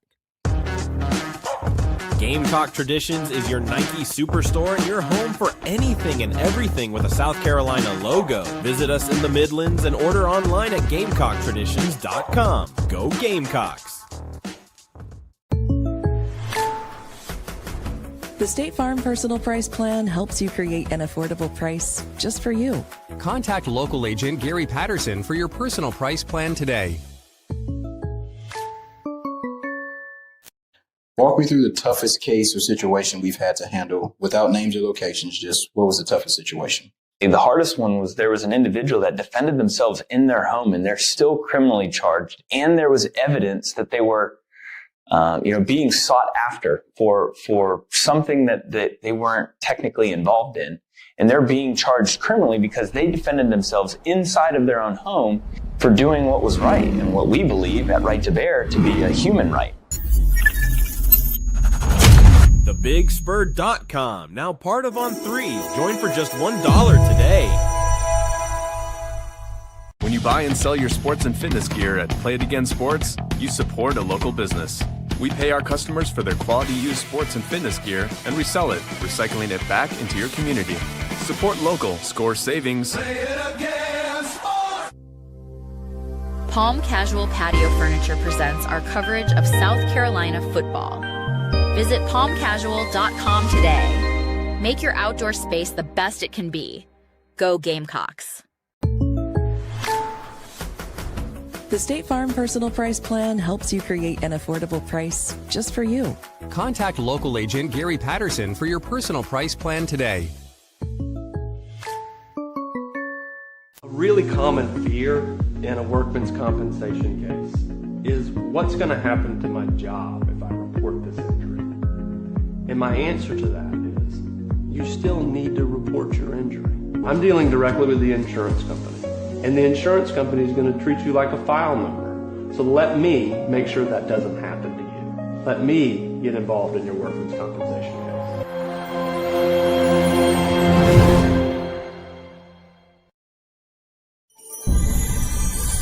Coffee, weekday mornings with JC Sherbert. Watch or listen on the Chief Sports app, the Chief Sports YouTube page, and available on Apple and Spotify.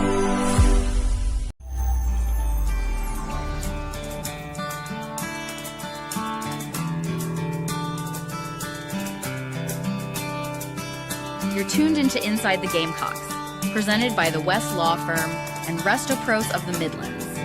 Part of the Chief Sports Network. Go Gamecocks!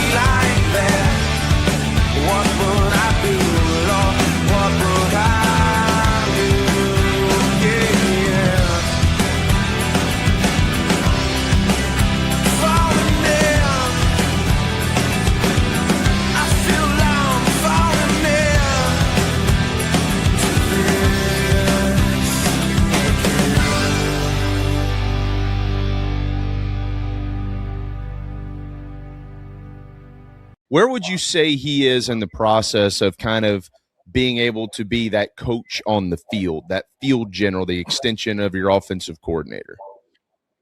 I think really close, really good. You know, so many signs of it that he is right now. I think he's playing confidently. I think he's playing freely. He understands what's going on offensively. Lenore's is a football junkie, and I've said that before. Like, he really, loves watching football and studying the game and learning this offense. And truly believe we're going to see the best version of Lenore Sellers in 2026. I think he's in a good place right now. And I see signs of that on the field now that he's been in this offense now for 7 months, I guess, or 8 months really, since Kendall got here when we hired him in, December. So I think Lenore's is in a really good place. I hear him on the field, communicating, talking to people, whether it be a receiver that doesn't run a route quite the right way that he expects it to be run, or a running back that he's got to, talk about from a help with a protection standpoint, whatever it might be. I hear him. He's very communicative out there right now, and I like where he is. That was Shane Beamer yesterday. Played that last night at 7:00. The question was, how close is Lenore Sellers to being an extension of the coaching staff out there and leading the offense? And that was his response. Final segment, hour 2 here. That's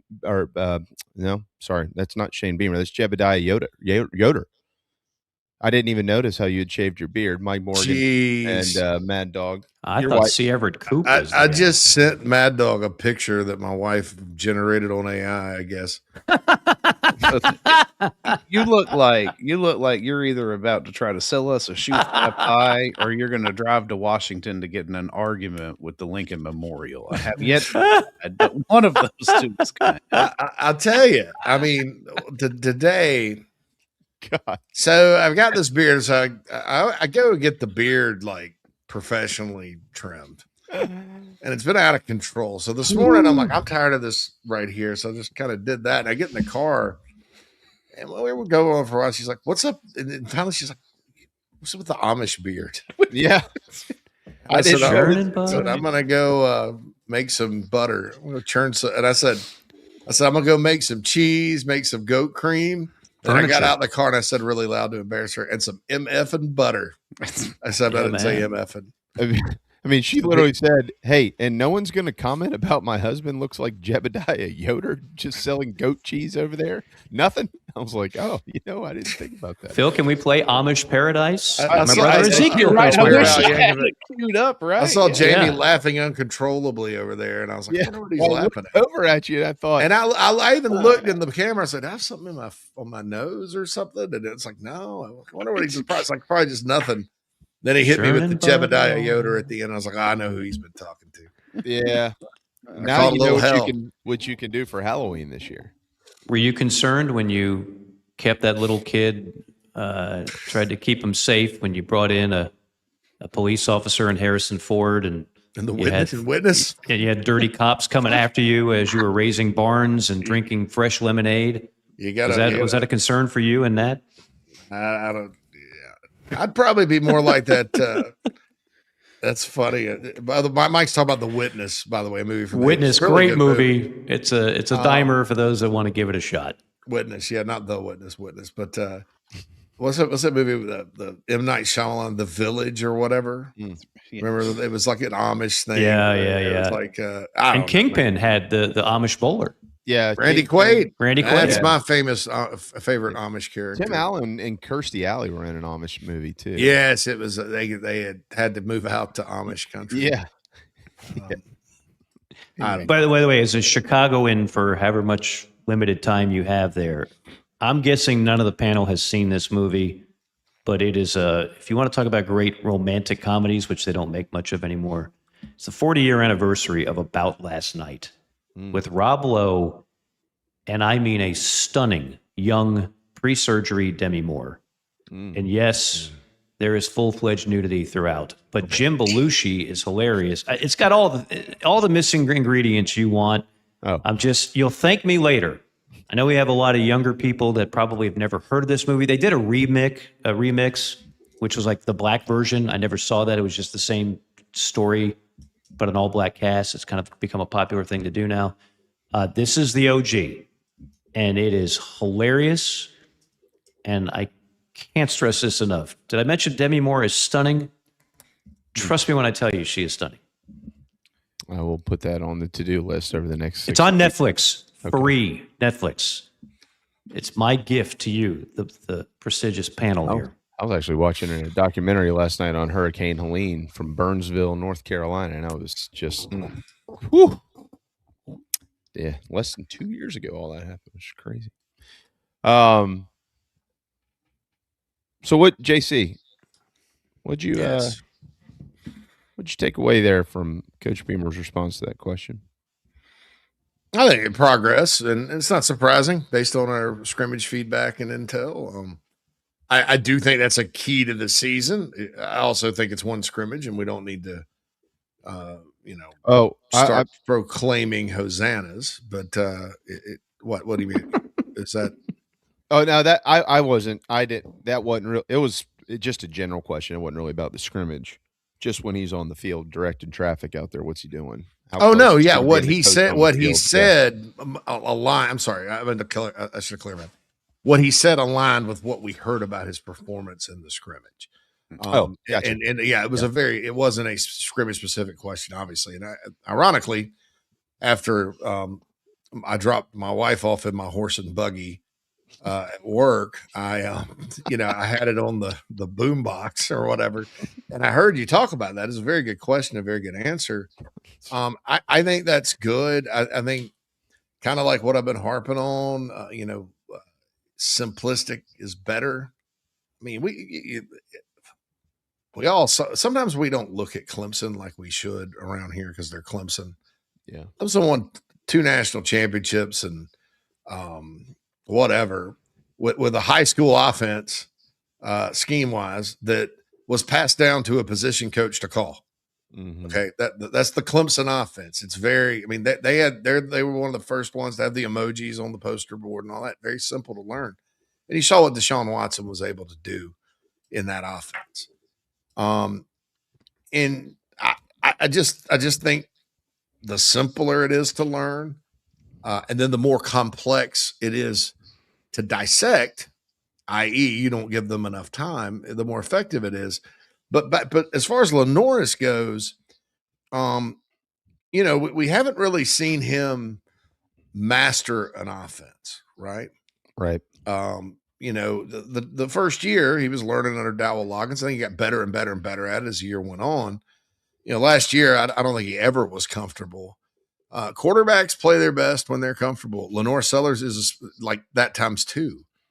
When he's comfortable and they can just go out there and play and things come natural to him, he's one of the best players in college football. When he's not and he's second guessing, that's when, negative things happen. Turnovers, sacks. Yep. Not to say those things are never going to happen this year, but what Beamer touched on was the comfortability in the offense, that leads to that leadership people were talking about. If you're the quarterback and you don't really know, how are you supposed to lead everybody else? Right. If you're not really comfortable with it. So what he talked about, the field general term, like you said, that's why they call them field generals, because they're out there directing everything. It's like, like this beard, I could be in a civil war. I think I look like Stonewall Jackson here, and you got go out there and we're going to go around the left flank and, oh no, Beauregard, get those horses back. Oh, get cavalry back, that kind of thing. Is that what? That's why it's called field general. If you want to use another, and you can use Ulysses S. Grant or MacArthur or whoever, but Patton, Patton. But look, it's. I think that's very important. Yeah, because it all starts there, and if Lenoris isn't doing that, that's a red flag, right? Because how everybody else is counting on him to execute everything. So I thought that was very significant what he said. Well, what's funny about all this is if you put these two offenses up next to each other. When I say these two offenses, I'm talking about the one that South Carolina ran last year, Jebediah, and the one that they're going to run. I can't get over the fact that you just shaved all that off. Oh man, Phil, can you get a shot of C. Everett Koop, the former Surgeon General, and flash that up next to Jason whenever the show allows? I keep looking at this thinking, really, that's it? It just grew it in all white trashy like that, huh? That's what you're going with. No, but when you look at the 25 offense and you look at the 26 offense, if you put them next to each other and you hadn't heard one conversation about any of this since last year ended, you're one of those people who said, I'm closing the book. I'll open the book when Kent State gets here. I'm not going to listen to anything before the season, nothing, whatever the case is. And very little about offensive football, which is generally most people. I mean, all of us can't sit there and tell you, well, here's exactly what they're doing. You would look at the 26 offense that they'll run under Kendall Briles, and you would say, well, that's a more complicated offense than the one that they were running last year. That's the way that it would appear to the blind eye. And it's the exact opposite. It is a 180 of that. That's the thing in college. It's like, college coaches, good offensive coordinators in college, and the good ones that look, I think sometimes I sound like, it's very rigid. Like nobody that ever calls plays in the NFL can call plays in college. It doesn't work. That's not the case. You've got to separate the two and understand the differences. And the good ones, the guys like Steve Sarkisian that can go be competent calling plays with the Falcons and come back to college and be the best coordinator of the year in 2020 and still be elite. They know that, right? They know it's different. All those guys that work for Saban, Brian Daboll knew that in 2017, probably because Saban mandated it. And so it's not 100%, but your really good college offenses scheme wise are, one of those things where it looks to the untrained, like, what are they doing? Because what they do is you rep the plays over and over. Spurrier did this better than anybody. He repped the play. He has about 23 plays, I think, in his playbook, at least the playbook that leaked online from the 96 Gators, passing plays. And they're all called something simple, and they rep them over and over and over again in practice. But then you look at, I'll go back to 2005, his first year, when he was dialed in as the play caller, Blake Mitchell. And every week it would look like a different offense because he would use different formations. Sometimes I remember in the Vanderbilt game when Savell Newton went off and Jay Cutler was with Vandy, they went 5 wide just about the whole game, empty. Yeah. And then put a back, 4 wide, 5 wide. Sometimes Spurrier would use double tight end formations at Carolina with Connor Shaw. Sometimes he'd shift here. And during the week, it's a lot easier to adjust formations than it is to install plays that you need to rep over and over. You got so many moving parts. The plays stayed the same. It's exactly what Kendall Briles is and that offense is all about. That's why at FAU, And Kendall said they're going to use a playbook this year. That's why they had no playbook. They just learned these basic plays, and then they just formation everybody to death and go really fast and confuse the crap out of the defense. So spot on there. Yeah.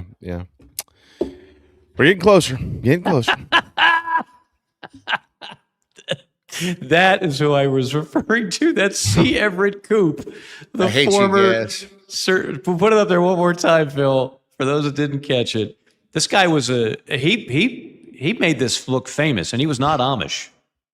So JC is following in the footsteps of C. Everett Koop. I love this. Telling is us perfect smoke. because he's got the volume and the hair as well. Oh, yeah. I mean, yeah. It's like you have reached the Everett Koop phase of your evolution. All you need to do now is preach to people: don't smoke. It's not good for you. That's true. That is true. You're on fire. Don't smoke crack. Good advice.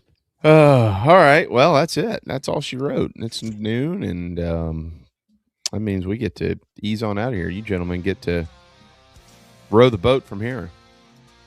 Oh, we're going to be talking about Minnesota? I don't know what you're going to talk about. I have no idea with you two. Inside the Gophers. Man, Kelly McGillis, her man is. Good drop in that. Oh yeah, Nat Kelly McGillis does have Kelly McGillis lost a lot of swing points as she got older. Her and Kathleen Turner, but I used to love and Terry Garr. All three of those women I was in love with when I was 8. Now I think Terry just passed away. Yeah, she did. You know who did just pass away? Bill Rasmussen. I saw that. For those who don't know, he's the ESPN. guy that invented ESPN You know, before it was owned by Disney. He used to reach out to me on Twitter back when Twitter first started. He followed me. Of course, I worked for ESPN doing recruiting at a time. For some reason, he liked what I did. There you go. Yeah. I was like, hey, can you give me a pay raise? Can you give me tickets to? Can you give me tickets to Disney? It's Disney. So anyway. All right. Anybody have any parting shots? No. Thanks to my wife for pointing out the beard today. I love it. Yeah. I think it's a good look. It feels looks better. good. Yeah, I mean, yeah. It's Yeah, you're right, man. It's Very not a unique. bad look. Yeah, I'd go with it. I'd keep that. I get off here and go cut some wood and build some furniture.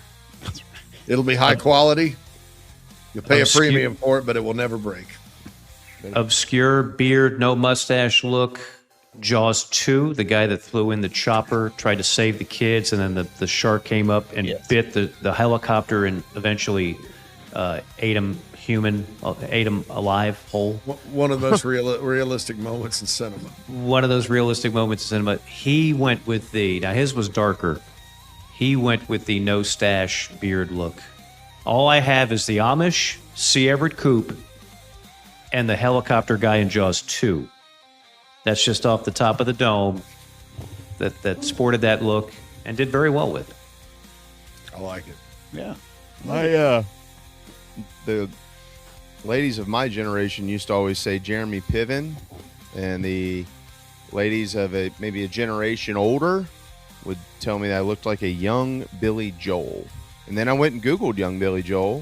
That's not a bad call. And I said, I'll be damned. Yeah. If you had like dark curly hair with that face, if you can get Christy Brinkley, if you can get Christy Brinkley at 65, you're doing something right. Well, that's what it's all about. Yeah. That was one of those, man, musicians sure do fight above their weight class. Yep. Billy Joel had no business landing Christy Brinkley. None. Who did? But he did. She was stunning. Clark W. Griswold had a shot at her. It's a pool waitress, Rusty. Yeah, I was just ordering for you and Audrey, Dad. Audrey. And yeah, she's just taking our order here in the pool. It's a good story, Dad. Think Mom will buy it? Shut up, Russ. All right. Well, I'll be back tomorrow. Yeah. I'll tell you that. What is tomorrow? Wednesday. What day is tomorrow? Wednesday's tomorrow. Who do we have tomorrow? We have David tomorrow. We got Chris tomorrow. Yeah. Wide open. Wide open Wednesday. Wide open tomorrow. All right. Well, this, that, and the other. That sounds good. Mike, thank you, sir. Thank you, guys. Enjoyed it. Enjoy the rest of the week. No, I mean, really enjoyed the conversation with Crawford and Pate earlier. If you want to catch it, it's out there in the universe. And other than that, just counting the days. Counting the days here. Yeah. Final Saturday without college football. Yeah. Week 0. Week 0, which will be week 1 before you know it. If you own a home, don't wait on these home safety tips. Flush your water heater, clean your dryer vent, and inspect your roof annually. Don't forget to check washer hoses and caulk in wet areas. Visit RestoProsMidlandsSC.com. The road to success, well, it isn't always a straight one. I tell my kids every day before dropping them off at school, don't take this for granted. Tuition assistance from the South Carolina Education Lottery helped me go back to school when I needed to make a change. And I'm so grateful because now I am where I'm supposed to be. Better opportunities means a better South Carolina, and a better South Carolina means a better you. Do you carry? Carry responsibly with us. What could you lose from a Self-Defense Act? Visit protectwithbear.com to find out more. protectwithbear.com. Troy Branham of Golden Gate Mortgage can help you save big today anywhere in South Carolina. Over 27 years experience. Visit ggmortgage.com. Troy Branham of Golden Gate Mortgage says go Gamecocks. Dry Space Crawl Space Solutions are your local home protection experts. Crawl space encapsulation, sump pump and drain installs, humidity control, duct cleaning, basement waterproofing, concrete leveling, and French drains. We do it all. Visit dryspacecs.com. dryspacecs.com. Go Gamecocks.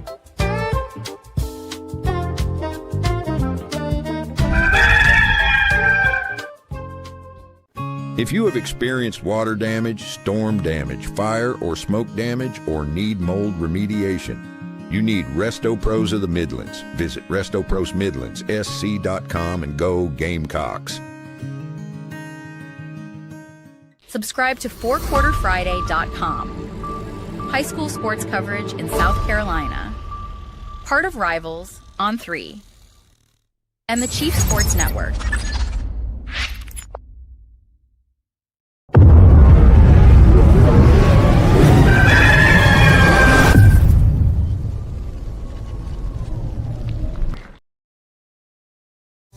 Clowns are people too. Clowns are people too. Now I own some tiny horns and got me those red shoes. I don't know much, but know one thing that's true. If you don't know anything, just know that clowns are people too.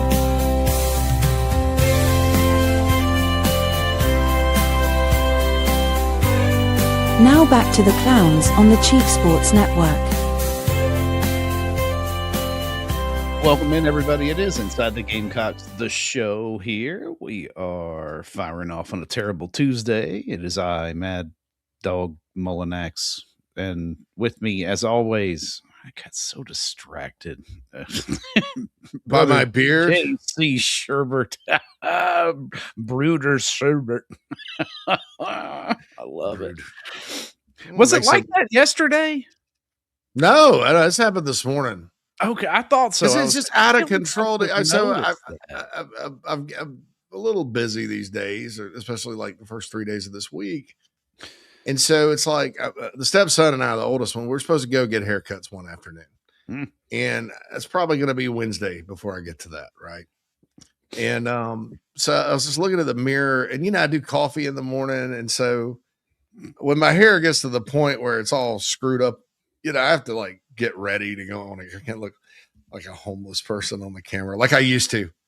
Right. I did some guest segments one time on a Gamecock podcast, and somebody in the comments on YouTube was like, "Why are you having this homeless person on?" And I was like, and I cared none about it, but I was like, this is just me carrying it.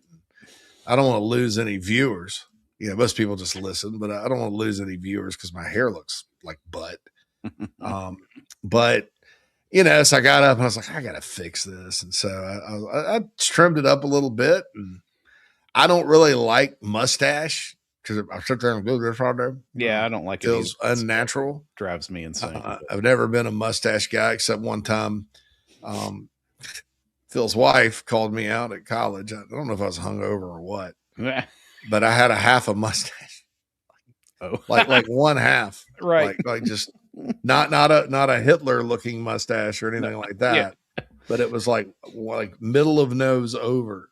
I just shaved. I guess I got a little way shaving and forgot. So it's crazy on all that. So anyway, good day. If you missed the exclusive interview with JB and Shane Beamer, it is up on the podcast channel, and Phil's got it up on the YouTube channel. We also have some content on Gamecock Central and the Big Spur going off of that. We've got all the scrimmage intel, practice intel, all that you would want on the websites. And certainly looking forward to high school football this weekend too. FourQuarterFriday.com, the 4 Quarter Friday show. On Friday, Rob and Matt will preview the state. There's some good games. Sumter, Somerville. That's an old, heard Matt Smith say that's an old Big 16 matchup, and it is, you know. Mm-hmm. They used to have the 4 S's. Spartanburg, Sumter, Somerville, and Spring Valley was actually a powerhouse back then. That was before they had a Blythewood or a Ridgeview. That part of Columbia was not. I guess that the whole part of Columbia, Spring Valley is a big 4A. They called it the Big 16. Big 16 schools had those for years. So looking forward to all that. It's a good week. August is going by a little quicker than I thought it would be. The Gamecock offense had a good scrimmage, so there's something new that's out there.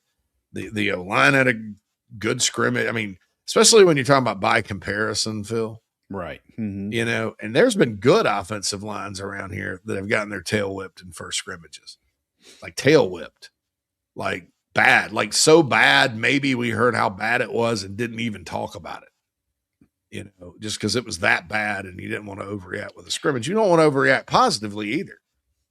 No, it's like I don't know what to think, right? Because I mean, it's been 20 years of okay. Here's what we want the analysis to be, right? We want the defense to get the better of the offense in this very first scrimmage, and then coming out and hearing that there was this level of parity. I'm like, all right, sell me on how this is not bad.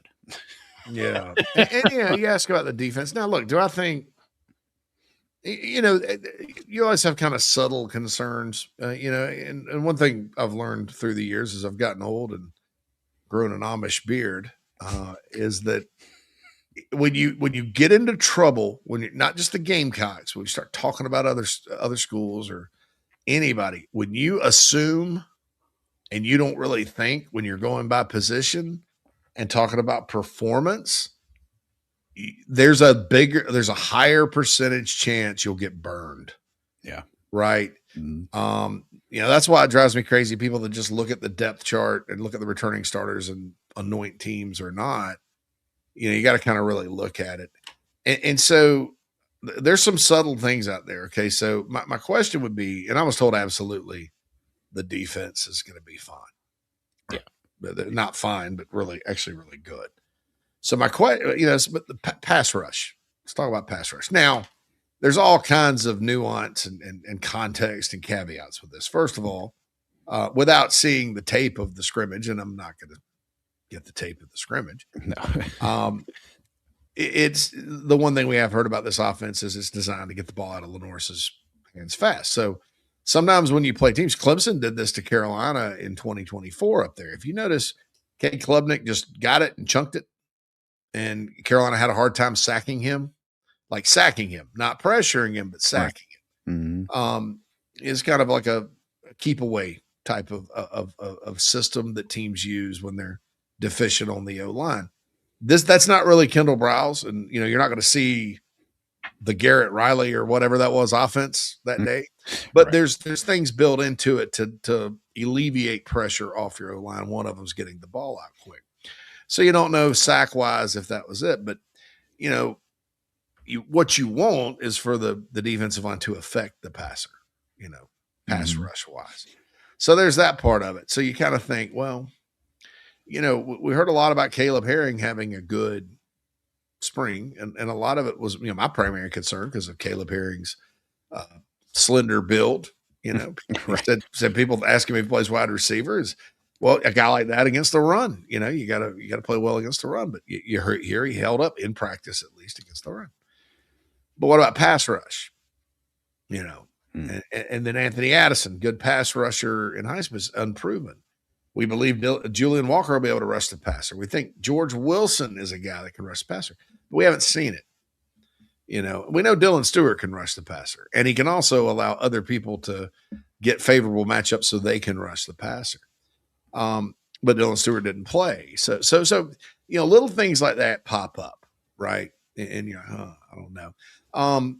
Matt Fuller's out there in a blue jersey. Now, nobody's said anything about Fuller not being healthy, but that blue jersey is kind of limited contact or no contact, something like that. And so you're like, okay, well, if is the running back one job, is that more? Is there a higher chance now because of that, given the elevated competition in that room? And look, Matt Fuller was the starting running back coming out of spring, but it was always kind of close, especially between him and Christian Clark, right? But Isaiah Augustus stepped up, Jawarn Howell stepped up. So the question becomes, would there be, and I don't know if this is a problem, but would there be another running back start against Kent if, as it relates to depth chart and all that? Because, if he's not 100% and the competition is really good, then, what do you do? Right. Yeah. Or not what do you do, but what do you expect? So that's a good thing there. So, I don't know, but we'll monitor that. The good news is there is depth at running back, and they are happy about the guys that just speculatively are behind Fuller right now. And so who knows what's going on? You look in the secondary. Obviously, we've projected Causey Barnes to be in the 2 deep since spring. He's making a move for one of those backup spots. DeMarcus Leach is in that mix too.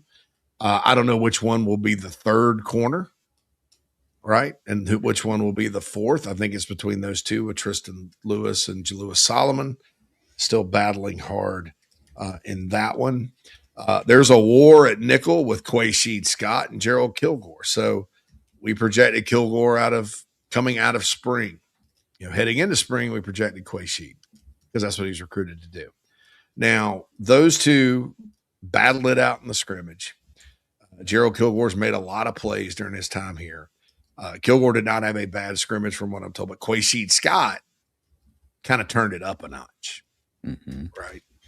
And that's what you want. He's a PD baller, right? Right, yeah. Quaysheed. And so you think, well, who's going to come out of that one? So there's subtle little things there, and so we'll see sort of what happens with all that, and and who ends up getting the starts for the University of South Carolina against Kent State. Yeah, that'll be interesting. I think, you got to figure you'll see at least a full half of the ones, and maybe 3/4 if things are going well. And then you kind of get some of these depth guys in there behind the 1s and 2s, and plenty of opportunity to play. I think we're going to see, like in games, JC, that get out of hand one way or the other, you're going to see guys play more extended time than you normally would with the current eligibility situation, 5 to play 5, as opposed to having to worry about the red shirt and all of that. So it'll be interesting to see what effect that has moving forward on just development in general. Like, are these guys going to be hitting things a little quicker on the field than they normally would?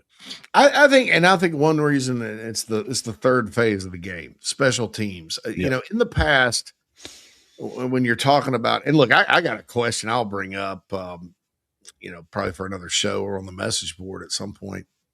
In college football, do we build programs anymore, or are we just building teams every year? I don't know. Yeah. I think there's certain things that are still program-ish, and then certain things that are just team.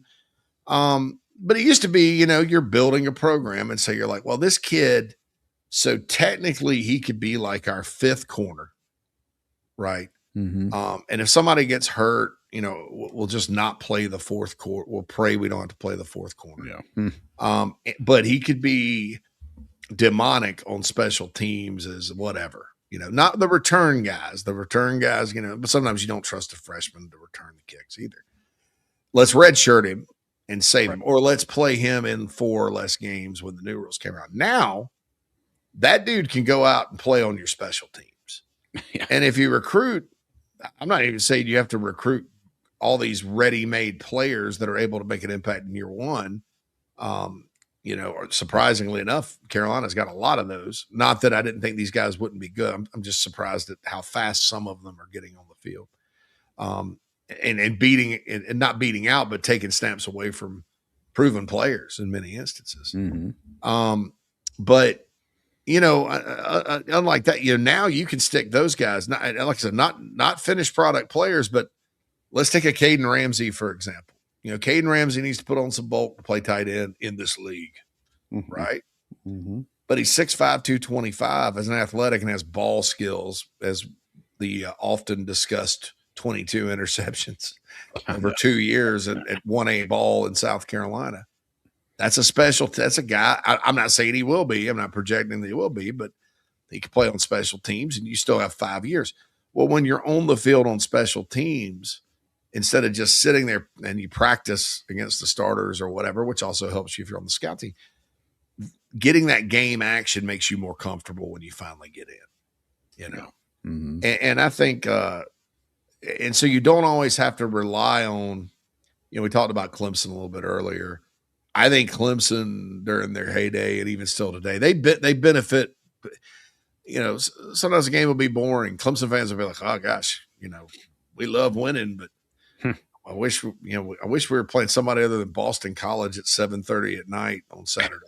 Right. It'd be a little bit more exciting if that were Auburn or A&M or Tennessee, somebody like that. But one of the advantages of that, Phil, is that they're beating the crap out of people. They could empty the bench. Yeah. And those younger guys got better and better, and so they're ready to play. Well, now, you can really empty the bench, and then you can also play them on special teams. So like the rules hadn't passed last year, but Donovan Darden played all 12 games, special teams. So there, Kendall Daniels Jr., as a true freshman. And when you got athletes like that, let's go. We keep talking about Neff Jiwa would definitely be a red shirt right now. He would be like, well, you're definitely playing in less than 4. Probably 1 or 2. 1, yeah, that's right. Yeah, and that's only if you don't go tackle the safety after you the rules. You pass. It's like a driver's test. You can pass this rules test. No. But now you can say, all right, we're just going to put you out here. You still have to know the rules, but we're going to teach you to do one thing or two. Shane Beamer talking about him on punt block now has me intrigued on that because he's a big guy that can run like in rugby, and that's kind of a similar movement. Then you just lay out and try to block it. Right. Mm-hmm. Can you imagine if he mastered that? And fans, I'm not saying that he will. I'm not predicting this. Don't go run to a message board that I'm not on so I can clarify myself or something like that. Twitter and say, J.C. Sherbert said that Neff was going to be a punt blocking demon. Yeah, that's right. No, I don't know that. I don't even know if he'll make it on the punt block team. However, it is intriguing to think about Maurice Brown, who's just an animal blocking punts, and this 6'7" rugby guy coming off the edge, laying out every play. That's all he does. Mm-hmm. He eats and sleeps and breathes blocking kicks. That's all he does. That's it. All day. Specialist. All day, every day, he's thinking about blocking kicks. He's blocking kicks in his sleep. He's blocking kicks at breakfast. He's blocking kicks when he goes home to Ireland. He's laying out blocking the pot of gold at the end of the rainbow. He's laying out blocking kicks to the melodic sounds of U2. Mm-hmm. He's there. His family's drinking Guinness and he's in the backyard laying out and just blocking kicks. That's what I want to do is block kicks. You're going to block kicks, are you? It's good, Neff. Good for you, Neff. He's blocking kicks. They're over there having a Guinness. How's the Neff Jiwa doing over there in the States? He's blocking kicks. Oh, he's a punt blocking nightmare. He's a nightmare. He's a holy terror. That's a good dream to have about that. I was thinking about that too, man. You could put somebody like that at gunner, like that guy running down, because you got to figure like he already has the form for tackling, because right in rugby they don't wear any helmets or anything, so like you're leading with the crown of your helmet there. You know how to tackle in rugby. I'll allow it. Hey, Nick Harbor's a gunner. Right. I mean, really could you imagine gunner. That dude, wild thing running down. I'd be afraid. I know. I'd be very afraid. Or you run up 5 yards and throw your hand up like it's going to be a fair catch and just let it drop. Leave me alone. Be like, quit. No. But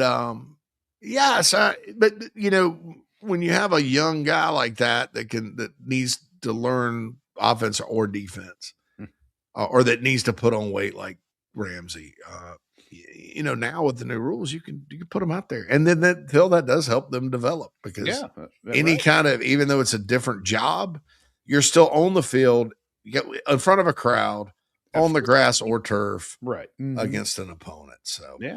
Mm-hmm. All right. Interesting though, because I think that'll help lend itself to building programs, like to help keep them together too. To your earlier point, are we just fielding teams every year, or are we building a program? The 5-for-5 might actually facilitate some more program, kind of a regression back to program building and especially for schools like South Carolina, where culture is at a premium. Yeah, I don't know. That's something I'm going to get into at another time with the program versus team. But my definitions. It's the job, program, team thing. Yeah, right. Mm-hmm. Program is a little broader than team. Like team is like, okay, the 2025 Gamecocks went 4-8. That's the team. The program, well, and it's usually sometimes it can stretch over 2 or 3 coaches, but especially if there's like an internal promotion, like Mike Bellotti gave way to Chip Kelly, gave way to Mark Helfrich. Yeah, that would be a period of a program at Oregon, right? Mm-hmm. And then there's aspects of that are still in place, the program, and that elevates or goes down. You always talk about like, we got to rebuild the program. That's it. Job is in general. How are you? Now it's how much money do you have? Where are you located? What's your history? Who do you have to play every year?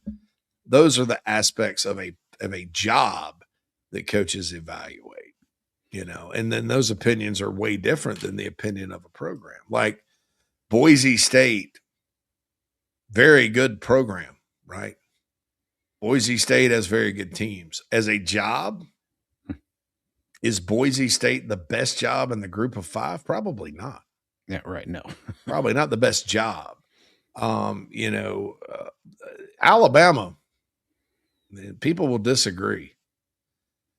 Alabama's probably not the best job in the SEC.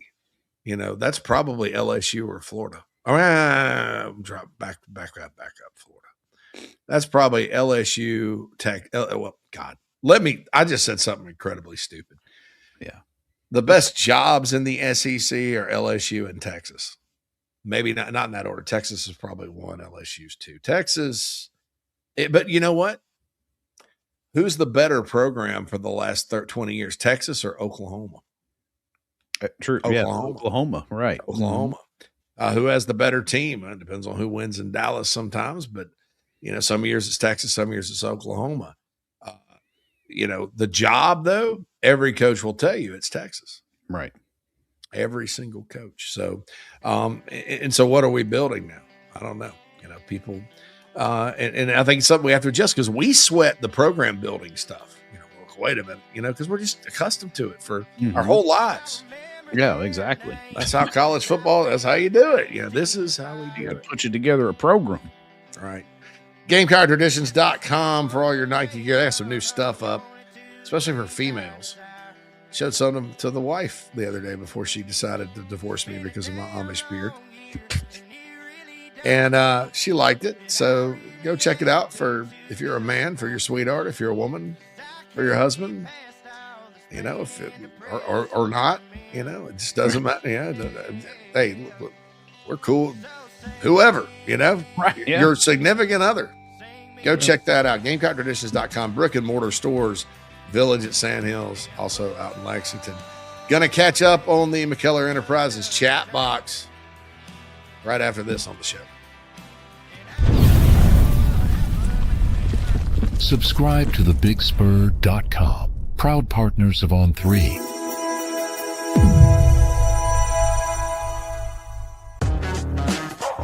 Gamecock Traditions is your Nike superstore and your home for anything and everything with a South Carolina logo. Visit us in the Midlands and order online at GamecockTraditions.com. Go Gamecocks! Looking for thrills? Then welcome to the South Carolina Education Lottery, where every chance at a win comes with a chance of a whiff. Wait, what? What does she have to be so happy about? Well, quite a bit, Jeff. That face right there, that's a face that says fun. But when the game stops being fun and that face goes away, it might be time to take a break. Okay, that makes sense. Thanks. Mystery voice? No problem, Jeff. Playing for fun makes you a better player, and a better player is a better you. In Gamecock Country, home truly means more. And whether you're buying or selling a home, Renee Fryer brings local market expertise and personal care to every move because it means more. Like here for Renee Fryer with Home Advantage Realty. No matter where you are in the state of South Carolina, she will make sure you have the advantage on your side. That's Home Advantage Realty, and that's Renee Fryer, always an easy phone call away. 803-271-4777. Make sure you have the home field advantage with Renee Fryer of Home Advantage Realty. Whether it's fireside or poolside, if it's time to watch the Gamecocks, Palm Casual will make your outdoor space the best it can be. Visit palmcasual.com and come see us at one of our South Carolina locations. Go Gamecocks!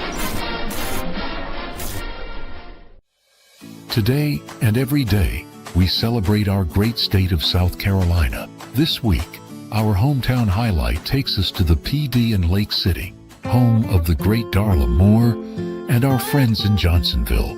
We love the PD. Hey guys, this is Mason West with the West Law Firm. We want to say hey to all our friends and family out in Lake City and the Johnsonville areas.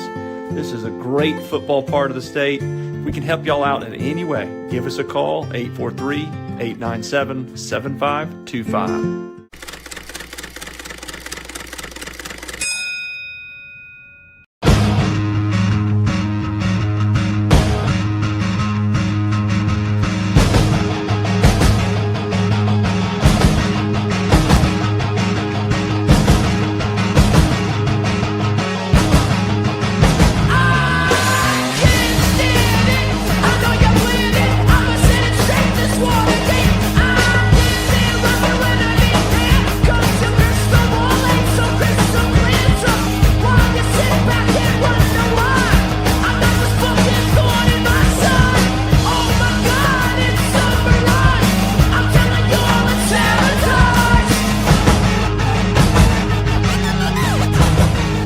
Welcome back, everybody, inside the Gamecocks. The show rolls on. Final segment of the show here. Final segment of our ITG Super Stream. We're going to have to get out of here promptly at 1 o'clock here because Brother Schubert has a barn raising that he can't miss. It's going to be an integral part of that as we move forward. I like the look. Like I was looking when you first popped on the screen. I'm like, man, that's a good look for him. I was like, look at that. And I was like, and I can't wait to tell my eldest daughter because she has turned into a bit of an Amish file, right? So I was like, look, Uncle JC is I'll screwed that up. That's all right. That's all right. Uncle Christoph. That's right. That's fine. Doc commented on JC with the face for radio. Boom. And I didn't respond right away. She said, just kidding, my man. Love it. You do you. Yeah. That's all good, Doc. Yeah. Krager, Seal had no business landing Heidi Klum. But that might have been the truest thing in the chat box today. Kiss from a Rose on it's that song, Kiss from a Rose on the Grave. Yeah. Cam says JC has hair everywhere that Phil does not. It is a perfect match. From the shoulders up, man. I don't know what Phil's got going on. We don't know what's going on under the No idea what's going on. That's weird. Oh, man. So, anyway, X-Man, to quote Wayne Campbell, I'm a little older, a little wiser. I started to get hair in really weird places. Yeah. No, that's one thing I haven't had to deal with, weird placed hair. But ear hair is a real thing, man. And I know some people too that like got in their 40s and 50s didn't deal with it. Like they never had to tend to that if it's happening. And they didn't have a beard or anything to cover it up. It's like just like clean shave it and then like looking like Doc from Back to the Future, but out of your ears, like out you of your grow ears? potatoes out of it. How do you live? Throw some hot wax on that or something. Dang. Cam says I'm officially paying rent for an apartment on National Guard Boulevard, directly across from the practice facility. Never thought I'd be adding one of those to the budget. Perfect for parking for games and spying. Yeah, there you go. That's good. Send you a pair of binoculars there, Kim. Yeah, no doubt. Krager says, why is Lewis Solomon not in the 2 deep? Really simple. The other ones are better right now. Not that he won't. I mean, it's just they're still battling it out. It's just the one that made the most noise the other night was Barnes. And so you hear about that. And then Beamer mentions Leach. And so he's kind of go from there. Nothing saying he won't. But I mean, Joe Lewis has never really made a move. They like him. And he had been healthy. They didn't want him to leave. Remember that day he was in the portal and he wasn't? So he's doing something right, but it's just kind of one of those things. Krager said, man, I was wrong on him. So was I. And definitely the source I used when I said he could start in 2024 or 3 as a 4 as a freshman. Didn't work, but you never know. It takes a lot of people it takes some guys a little bit to get going. Lance says the beard is immaculate. So Bruin says, stupid question. I may have missed the memo. With the new 5 for 5 rule, I know there's no redshirt rules. There are medical redshirt. I do believe there are limited medical hardships. Yeah, I think it's like you got to apply for it, though. Yeah, definitely. TD says, JC, would you say it's realistic that Dylan will be ready for week 3 against Mississippi State? He's the one guy I truly don't think needs reps. He's a freak and will just be fine without playing games 1 and 2. I'm relatively confident that he'll play then. I think some of the worry about him is overblown a bit because people want any kind of like sign and clue. And I don't blame them. I'm not hating on people that do that. When they interpret it as something bigger than it is, maybe that's it gets into a little bit of ooh wee, Phil, ooh wee. Dylan wasn't carrying a medicine ball around like Peak was. Like Curious Peak was. Right. Ooh wee. He's not even close to healthy. He just keeps standing over there. Ooh wee. So I think it was good seeing Peak hauling that 50-pound ball around. I was like, hey, yeah, the guy who's got a shaky knee, that feels good. That's good. That's good. That's got everybody, oh yeah. When I was in Columbia, I probably asked 3 or 4 people that would know about Peak, and they all said the same thing. He'll be back. Yeah. Now that was in June, and there is such a thing as setbacks. You got to be clear with this. Is why I don't really like discussing injuries all the time, but I know we have to because it's important because things can change, and then people get mad because they're like, "Oh my gosh, Almighty, you were dishonest. You lied to us. You're a charlatan, Jebediah Philip." Jebediah is a charlatan for telling me. Anyway, so yeah, but I think so too. I think, look, man, TD, even if you start somebody else, right, and as long as they're playing well and not a liability, and you got to sneak him in 3rd down obvious passing downs, I mean, he's still effective. Yeah, and it's tough. So. Deputy saw Neff this weekend on Saturday. He said, Neff is huge. He walked by me Saturday. The man is massive. That's Deputy Smitty in the McKellar Enterprises chat box. Cockweek says, Brigadier General J.C. Burnside says Neff Jiwa. Yeah. Krager dares to dream about the Neff Jiwa special teams crusade I'm on. Right. Hey, Beamer mentioned it too. So, hey, I'm not dumb here. I say, can you imagine that 6'7" monster coming at 20 miles an hour at you if you're trying to return a punt? No. Yeah. Doc Braybeard's like, nope, just hand him the ball. Blake says, watch it, JC. I don't know. Oh, yeah. I was saying, if your mom, your dad, your significant other. I just need to go with significant other for now. Lance says the 2024 roster build that has been recreated this season is how our Gamecocks can compete. Find a way to stack these more consistently. Let's go. Yeah. It's just with the portal, you never know. Now, look, I'll say this. And I don't think roster is the reason they went 4-8. I think there's other reasons. I think their roster was good enough to win at least 7 games last year, or 6, at least 6. The ball doesn't bounce. So the ball bounces your way with Oklahoma. I'm sorry, with A&M and Alabama. Yeah, those are 2 they should have won. Right. That's two playoff teams. Should have beaten them. Maybe you play a little better against Clemson if you're having a winning season. You give them 7.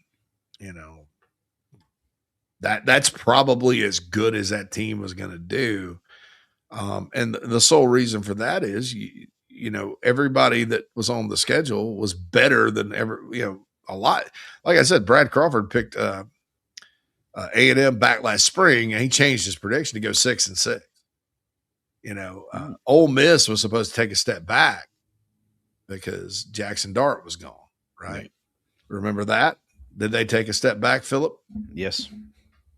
No. Ole Miss? Oh, I'm sorry. Ole Miss. That's okay. Phil Phil got lost. It's like me earlier. What? Jackson Dart always taking a step back and getting his head knocked in. Dude. He got hurt in the damn limited preseason game 1. And they were supposed to take a step back. I mean, Vanderbilt. I think a lot of people thought Vanderbilt would be pretty good. Did you expect to be 10-2? No, they didn't. No, nobody did. Oklahoma. There are questions about Brent Venables' future. They were a playoff team. And then, like I said many times, Missouri and LSU probably had a little bit of disappointment in their seasons, but Carolina played Missouri when they had a starting quarterback and they were undefeated in the top 10. And then LSU didn't know they sucked yet either. And both of those were on the road at night. Yeah. So it just worked out that way. But truth be told, that was probably ceiling for that team roster-wise was about 7 or 8, Lance. I don't know that that's the ceiling for this year's roster. But one thing they did tweak this year with their portal haul was, last year you had guys like Aaron Nolan and Jaylen Brown and kind of some younger dudes that you're like, okay, he's kind of a makeup for recruiting, which I still think they should take those guys. If a guy's been someplace 1 year, you really like him, he could be a player, bring him on in. This year, they went much older, like show me your ID, kind of older. Right. Yeah, that's right. I mean, you still some guys like that. Jordan Thomas is still a young player they got from Georgia, things of that nature. But they were very intentional about that. Getting those guys that were older guys. And so they did tweak it, and that's kind of the formula that worked in 24, older guys. And so it's probably what they're thinking now. So Blake says, are there any ITG tailgates planned for the year? We should do a Tennessee one. If we do, that's probably one we're looking at, just to be honest. I know I'm going to be in for that one. I'm coming in from Mississippi State, but I've kind of got some obligations already for that one. And then I'm going to Alabama. I got to go to more games this year because I want to deal. My stepson's done playing high school football. That's right. So it'll be good. But yeah, I think that'd be a good weekend to do. Yeah, Tennessee, that would be a good weekend. Yeah, it's weekend before Halloween. Mm-hmm. Bruin says JC Churnbert. Bruin, when are you going to go post your South Florence football thoughts on Four Quarter Friday's message board? Oh, I'm disappointed. Deputy Mississippi, he's also a bit undersized, slightly. Neff Jiwa, or I don't know. Who were we talking about? I don't know, man. I don't know. That was 10 minutes ago. 10 minutes ago. That's an eternity. That's eternity. Luke says, JC and Phil are hilarious. I like this part of the show. We like your feedback on the show, too, Luke. Yeah, man. Luke is in the ITG. He's a member of Gamecock Central in the Big Spur now. He's firing questions. He's got good thoughts on the board. I got a DM from him the other day that was awesome. Luke is an engaged Gamecock fan, and the feeling is mutual. We love to hear from you too, Luke. Deputy says he's at Bama too. Got to meet up. Yeah, man. Oh, yeah. We're staying in Birmingham. There's a thing called the Tide Shuttle. I think I'm taking over, or I'm gonna make the stepson drive because he's underage anyway. So, Debbie said that was in reference to Jalewis. Yes, his listed height coming out of high school is like 6 foot 180. I don't think it's quite that. I mean, I'll have to look at I think he's listed that here, but you're right about that. Lance says latte flow from Mississippi State, possibly. Absolutely. Solomon. So, thank you to the 6 people that called us up there, Phil. Yeah, that's right. TD says cousin Shane. So get this, cousin Shane is bringing his RV to the Tennessee game. Oh, now we should do an ITG, that SEC podcast. Oh, like a Friday. Shane. Oh, we could preview show. That's a great preview. Do the preview show from cousin Shane's RV. Oh man, or the tailgate show the next morning. That'd be fun. Deputy staying around Hoover. Yeah, I booked downtown Birmingham. That's what I was thinking. So if you want to take a shuttle over to go to Tide Shuttles, they do pick up at the Hoover Galleria. Do they? Oh gosh. Yeah, they all over. It's over. Like, yeah. It's Tuscaloosa. Every time I've been there for a game, I've been 3 times or so.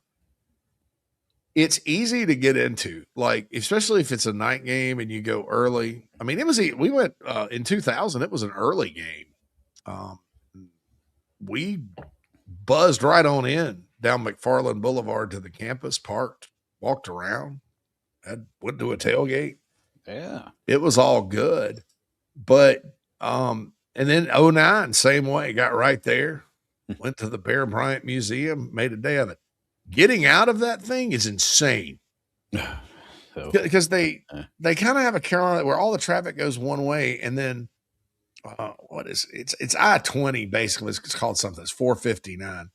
Like, so you go east and it's Birmingham and the rest of the state, all points north, everything. So there's one highway going back towards the Ham, and you filter out, go down to Mobile, Montgomery, wherever. The other way, there's absolutely dang nothing until you get to Meridian, Mississippi, which is another across the border. Not that far. It's about 90 miles. So there's nothing. There's nobody lives over there. So everybody's going one way. It would be like I-26, everybody going towards Charleston instead of, which happens a lot anyway, instead of back towards Greenville, Spartanburg, or filtering out on, 77 or filtering out on 20. I mean, imagine that. Imagine one highway in one direction, and their stadium seats 100,000. Yeah, that's a lot pressure, right? Even in the places, Phil, because Tuscaloosa's right on the interstate. Yeah, like Gainesville, Florida, and Tuscaloosa, Alabama are very similar. Gainesville's right off 75, but you have a bunch of people when they leave. You can go kind of hit go try to go down 75, hit the turnpike. You can go back through that little bag of crap town, Waldo, Florida, with the speed trap, and go all the way back to Jacksonville down a back road. You can go north. There's no easy way out. That's Tuscaloosa, that song. But dude, and so it's like, and so Gainesville you can get out of. Even the schools that aren't on the highway, like Georgia, Georgia's a good, either way, you go 20, you go 85, unless you're coming from Atlanta. Well, Georgia, you can in Athens, you can get on that highway toward Atlanta, back through Gwinnett. You can go back the back way, back towards I-20. And I call it the rectum of Georgia. That's the way you go there.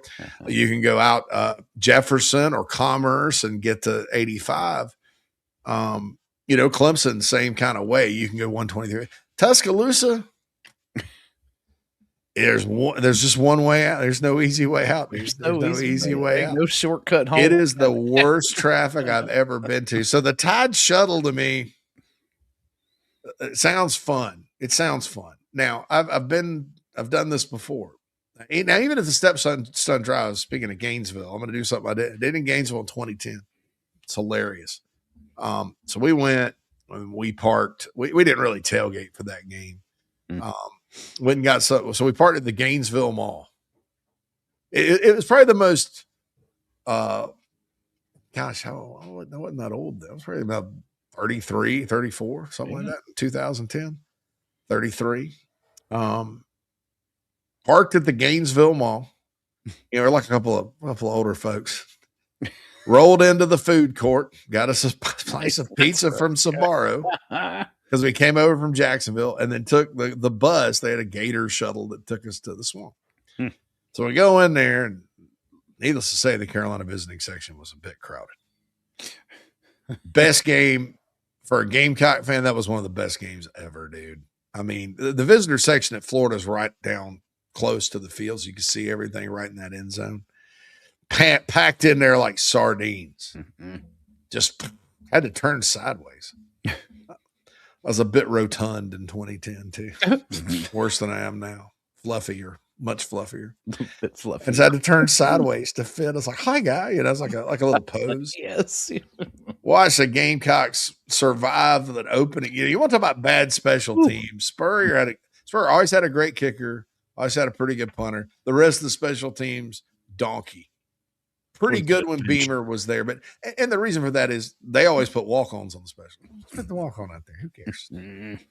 So that Andre DeBose takes over the kickoff for that. So the Gamecocks come back and win. Obviously, very famous Steven Garcia play. Marcus Lattimore went off. Gamecocks won the SEC East. That's the only game I've ever watched in my life of the Gamecocks where they've won something like a championship, the division championship. So I'm so glad I went. And what was hilarious about it was the Gator shuttle back to the dang mall had these TVs, right? Right. And they play Gator highlights on it, right? So you get down, you sit down, and I'm looking at the wife, and we're like, "Yeah, it's good. We're going to Atlanta. We're talking about getting tickets." All of a sudden, you hear, "Well, in the '96 Gators, Riedel Anthony our offense is just so good." And the head ball coach is just sitting there addressing this crowd of miserable Gators and me and my ex-wife. And they're just like, "Oh, my God." No, we don't want to hear from Steve tonight. Some of them are some of the Florida fans, their internet persona is probably a little bit more rowdy than their real life persona. Some of them are just like Southern people. They're just like, "Oh yeah, no, we're happy for Steve. We're happy for Steve. I don't know what happened tonight, but we're happy. Well, happy for Steve, I mean, because they had just won a national championship 2 years ago. Exactly. And we're really damn good in 20. I mean, they were rolling. So, we're just rebuilding because of Tebow. And then that was Myers last year. So yeah, I don't know, the Tuscaloosa shuttle back. I mean, Alabama fans,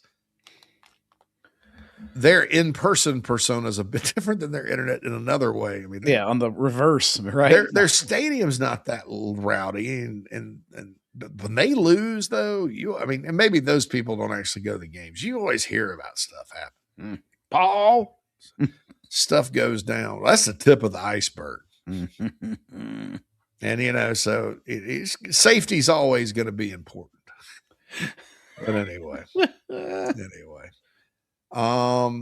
Harrison says, "I take it Tuscaloosa is about as easy to get out of as the upstate school." Actually, I've been to Clemson a whole lot. It's nothing like Tuscaloosa in my experience. That's saying something. But I don't know when I was in Clemson last. I feel like getting into Clemson is a bigger problem than getting out Sometimes, yeah. Sometimes. I guess I hadn't been there since 2010. It's been it's been about 16 years. I've been to a Clemson, I went when I lived in Greenville, I went to like a Clemson home game with somebody during Carolina's open week. I don't know, I think Boston College or somebody they played. That's the last time I went to a game there. It was 15. It was 15. So maybe they've changed it. Carolina's traffic situation, I used to say is the best in the SEC. Maybe that's because people left early. I don't know, but no. But now I don't know what they changed. And 17, I went to the Clemson Carolina game in Columbia, and we left early, then waited a while after the game and let it clear out. Getting out, I think we parked over near Budweiser. The Budweiser. Dude, it took forever. We were going to Charleston. It took forever. And I was like, this used to not take forever. I don't know what they did. But anyway. TD says Carolina's got a real shot to start the season 7-0 going into Oklahoma. If that happens, we're going to be insufferable. Yeah. Yes, we will. Yes, we will. T-Far says, get my buddy Ethan to join Club Chief. Yeah, it'd be great. Ethan, we'll see Ethan tomorrow. But yeah, he needs to. Russell's 441's the highway that goes to Athens. Doc Graber said, Athens is awful for opposing fans. That's the closest. All right, so never really had a problem with anybody fight-wise or anything before or after a game in my life. I like to keep it chill because you know what? If you get a fight before the game, you're not going to go into the game. If you get a fight after the game, you're not going to be able to enjoy or be sad about the result of the loss. So I try to, no matter if somebody's talking to me, I try to keep it quiet. The 3 times I almost slugged somebody were ironically in Nashville after a Vanderbilt game in 2008. Because none they of were those people they did not be act. mouthy at all. Those boys right. did not act. I don't care. 06 walking into Commonwealth, what's Kroger Field now in Kentucky. Who'd have thunk it? Yeah. Both times people were just yelling at me and the people I was with for no reason and really saying some disgusting things. But then one time before the 05 Georgia game, man. And look, I'm friends with a bunch of dogs, and whenever Georgia Carolina, I'll probably tailgate with some this year. I mean, I lived in Georgia, a lot of great people, lifelong friends of mine. I have more friends that are Georgia fans than Clemson fans, just to be honest. But there was this guy, a college kid, and I was about 27, 20. It was, I think, the early Spurrier era, 05. I walked to one of those Porta-Johns, which are ridiculous anyway, because there's always a long line. And I walked out, and this kid with a bald head that had the bulldog painted on his head, he gets about ½ inch from my ear and yells, like loud, like thought it was funny. I don't like anybody screaming in my ear. No, it didn't startle me, but I almost the young man was very lucky that I was a tolerant person and that at that point in my life I wasn't drinking liquor, just beer. Because I think I would have been, I don't know. So, anyway, why do we have to get out of here? Oh, yeah. Shane Beamer press conference. That's why I got to get out early. Yeah, 1 o'clock. Nobody's going to watch us after 1 o'clock. All right, so we're going to give way to the Shane Beamer press conference. Harrison says, beat Mississippi State first, though. Yeah, first things first. Get through Kent and Towson. Yeah, you know what's killing me is no spring game. Because usually there's a spring game and you kind of get an idea of I don't know what it is. Nothing. That's good. Probably keep more people tuned into the Kent game because they didn't just watch the backups. I know. If they take care of business. Watch them be sitting there 10-10 at halftime against Kent. Oh, let's not. I'm not getting anywhere near a message board if that's the case. At least for a little bit. I was going to have to wait till Sunday. All right. Don't forget tomorrow's Wide Open Wednesday. We did catch up on the McKellar Enterprises Chat Box today, but get all your Gamecock friends to come in and join us tomorrow. Don't forget the big Spur Gamecock Central Special, $249 a month. You pay $29.99 now. And we'll be talking about instead of telling a story about 2010, we'll be telling a story about how because someone made fun of my Amish beard at the Alabama game that I got thrown in jail. That's right. Just kidding. Hopefully I'm kidding. Yeah, that's right. Yeah, no, yeah, we'll get you out. We'll get you. So, anyway, I appreciate We'll you just guys. lean into it and be like, "Well, I don't understand your English ways." Yeah, I'm like, no. What good, sir? Would you like some fresh churned butter? All right, we're out of here. Mad Dog JC. Hit us up on the website. See you later.